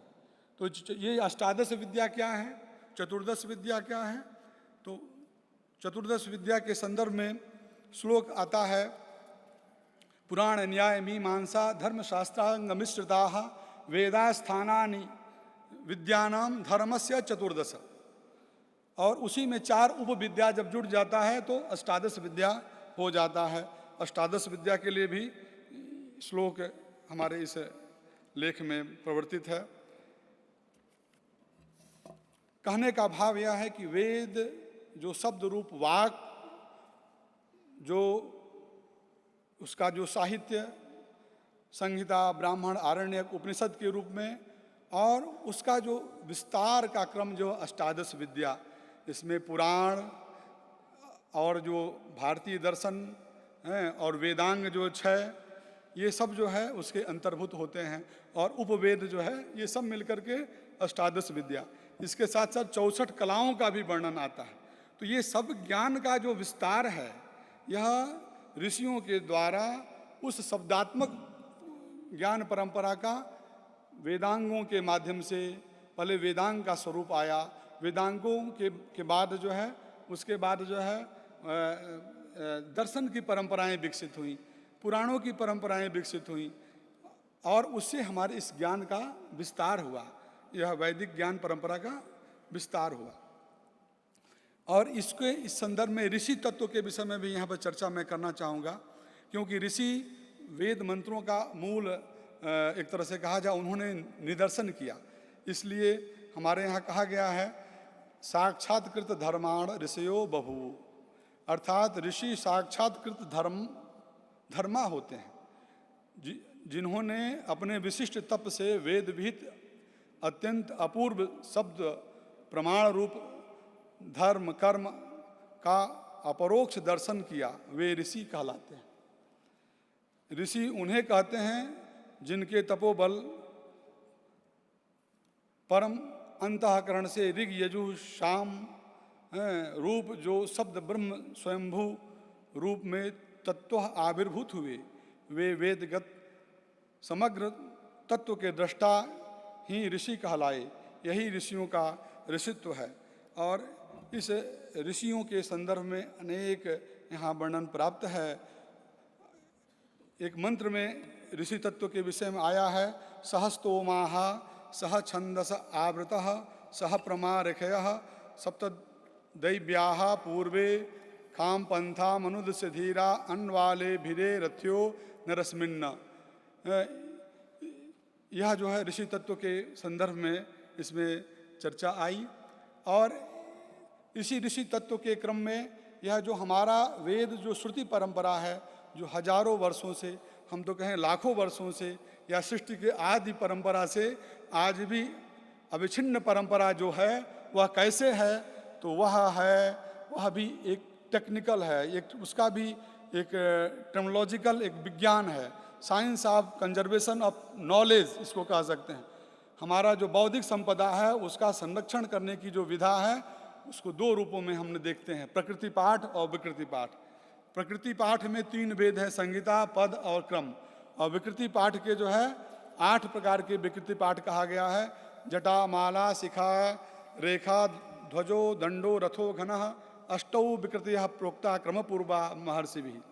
तो 8 प्रकार के जो विकृति पाठ है और प्रकृति पाठ है, इसमें एक भी शब्द क्या, एक अक्षर भी इधर से उधर कोई इसमें नहीं कर सकता है।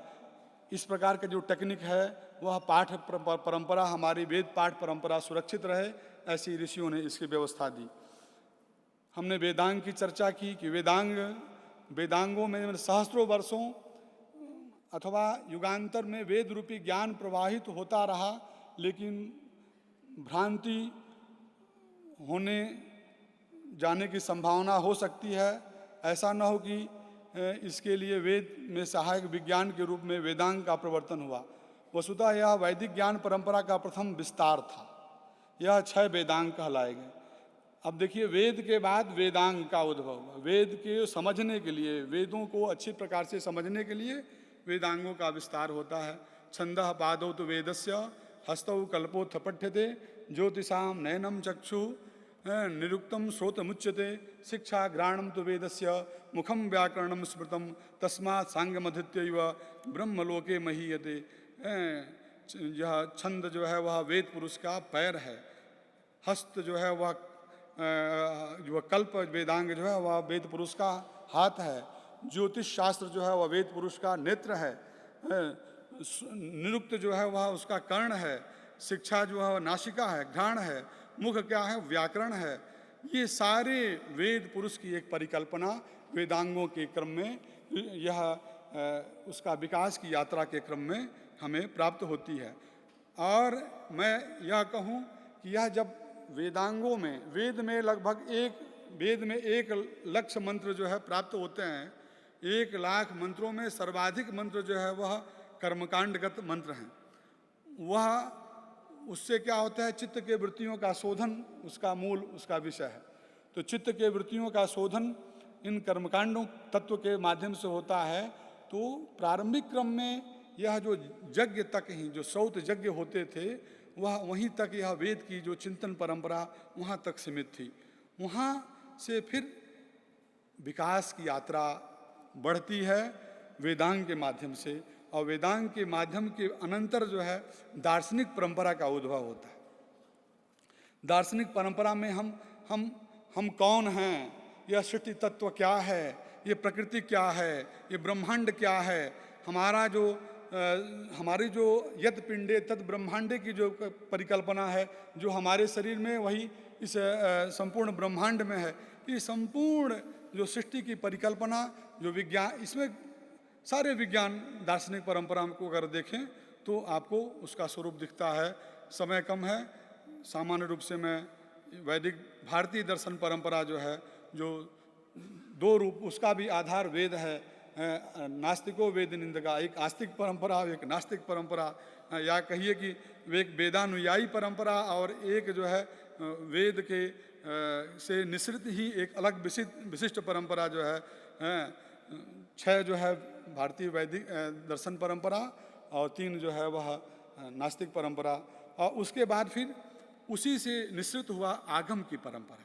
इस आगम परंपरा के माध्यम से वेद को भी हम समझते हैं, जानते हैं। अब वो जो उस पर हम समय कम है, इसलिए मैं उस पर बहुत ज़्यादा चर्चा नहीं करूँगा।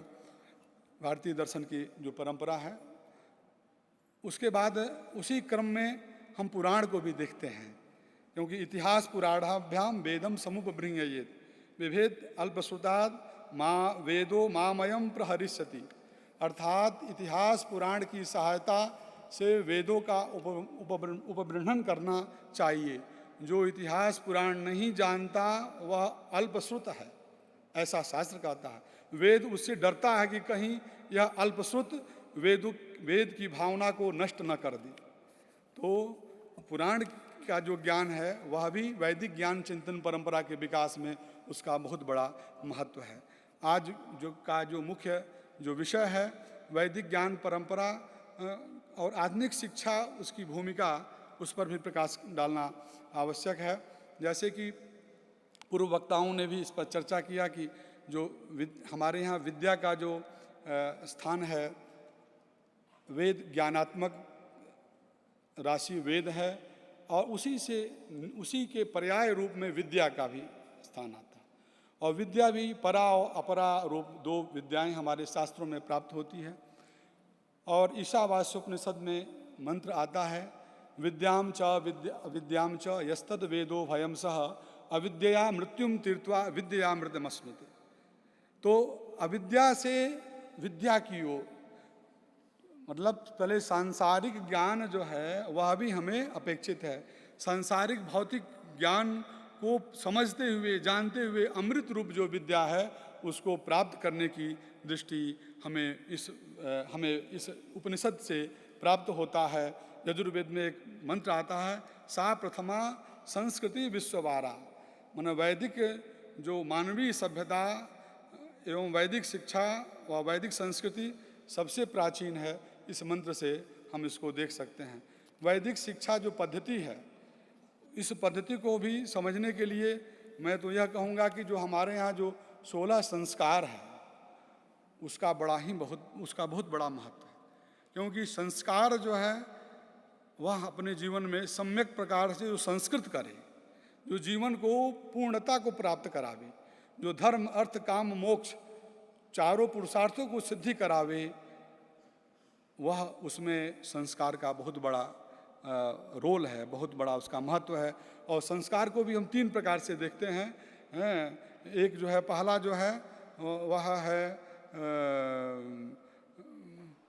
उसका 3 स्वरूप है। सबसे पहले जो है मल का अपनोदन करना, मलापनयन।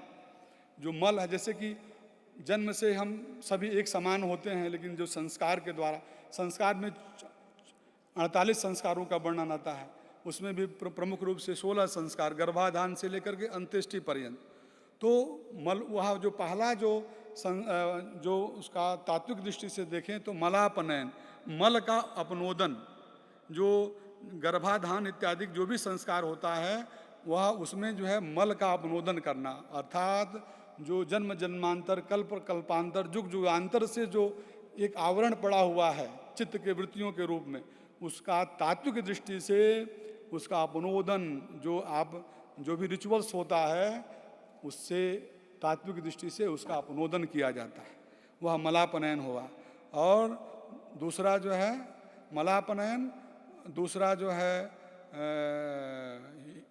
अतिशयाधान, हीनांग पूर्ति, दूसरा हीनांग पूर्ति, हीन अंग की पूर्ति, जो नहीं है उसकी पूर्ति करना।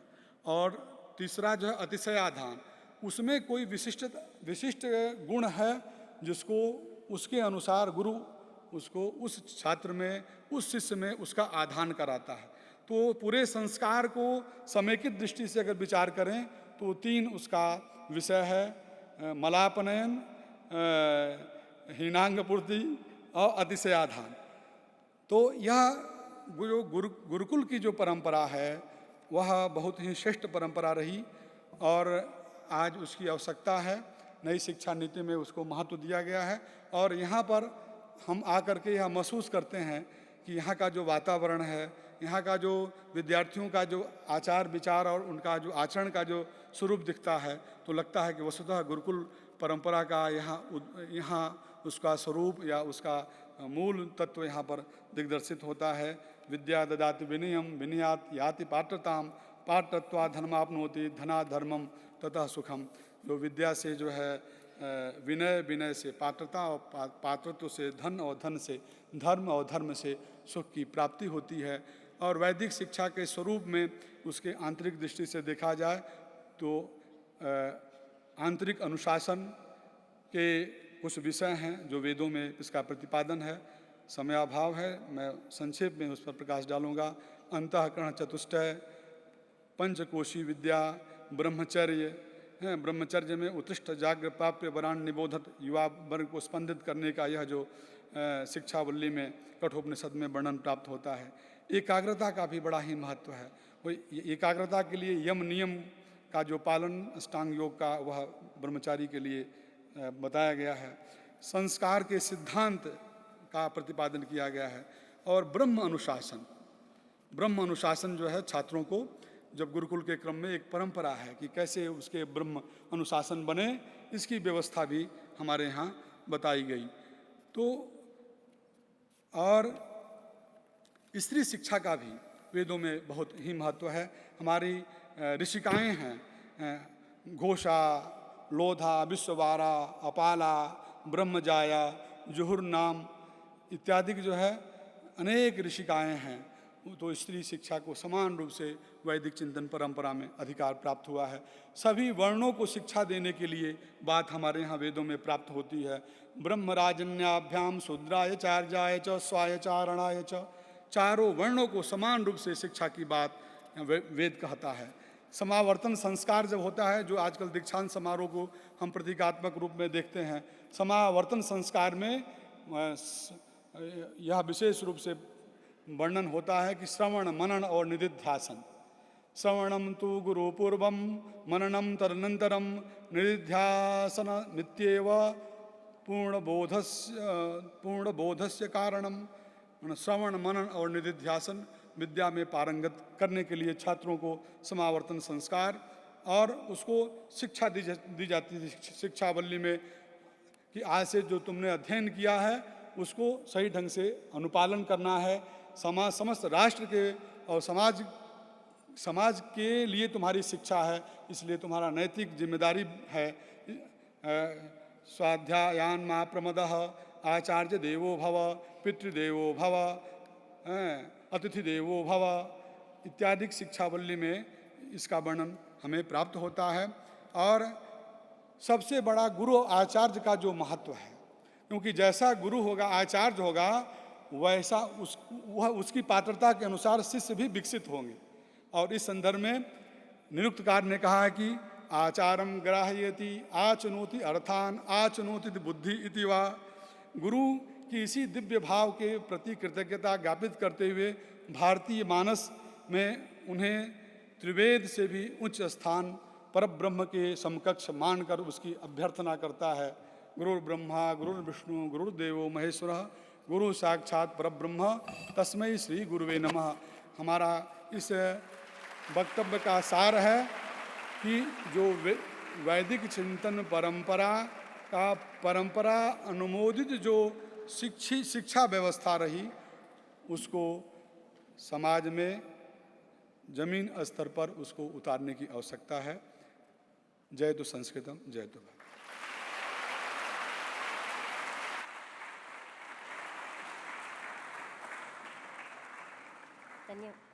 Dhanyavad, sir. We thank all our wonderful speakers for their enlightening talks today. And we request Professor Venugopal, Registrar Evaluation, to kindly present a token of our love and appreciation to our speakers. First, Dr. Upendra, Professor Upendra Kumar Tripathi.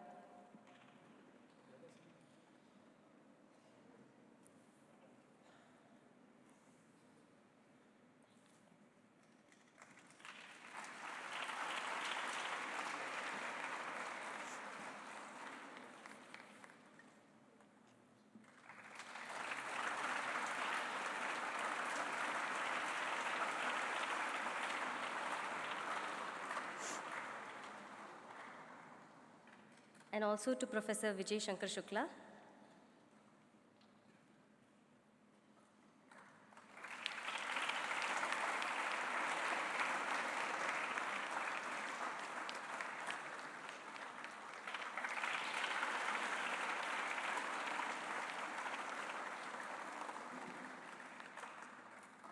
And also to Ms. Sahana Singh.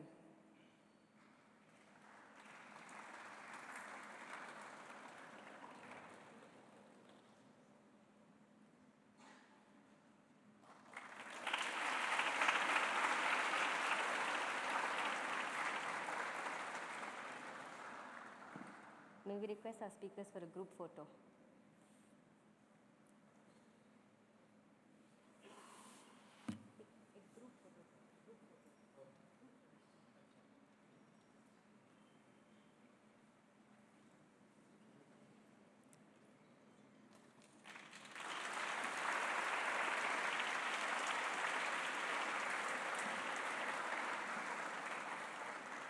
And with that, we conclude session 3.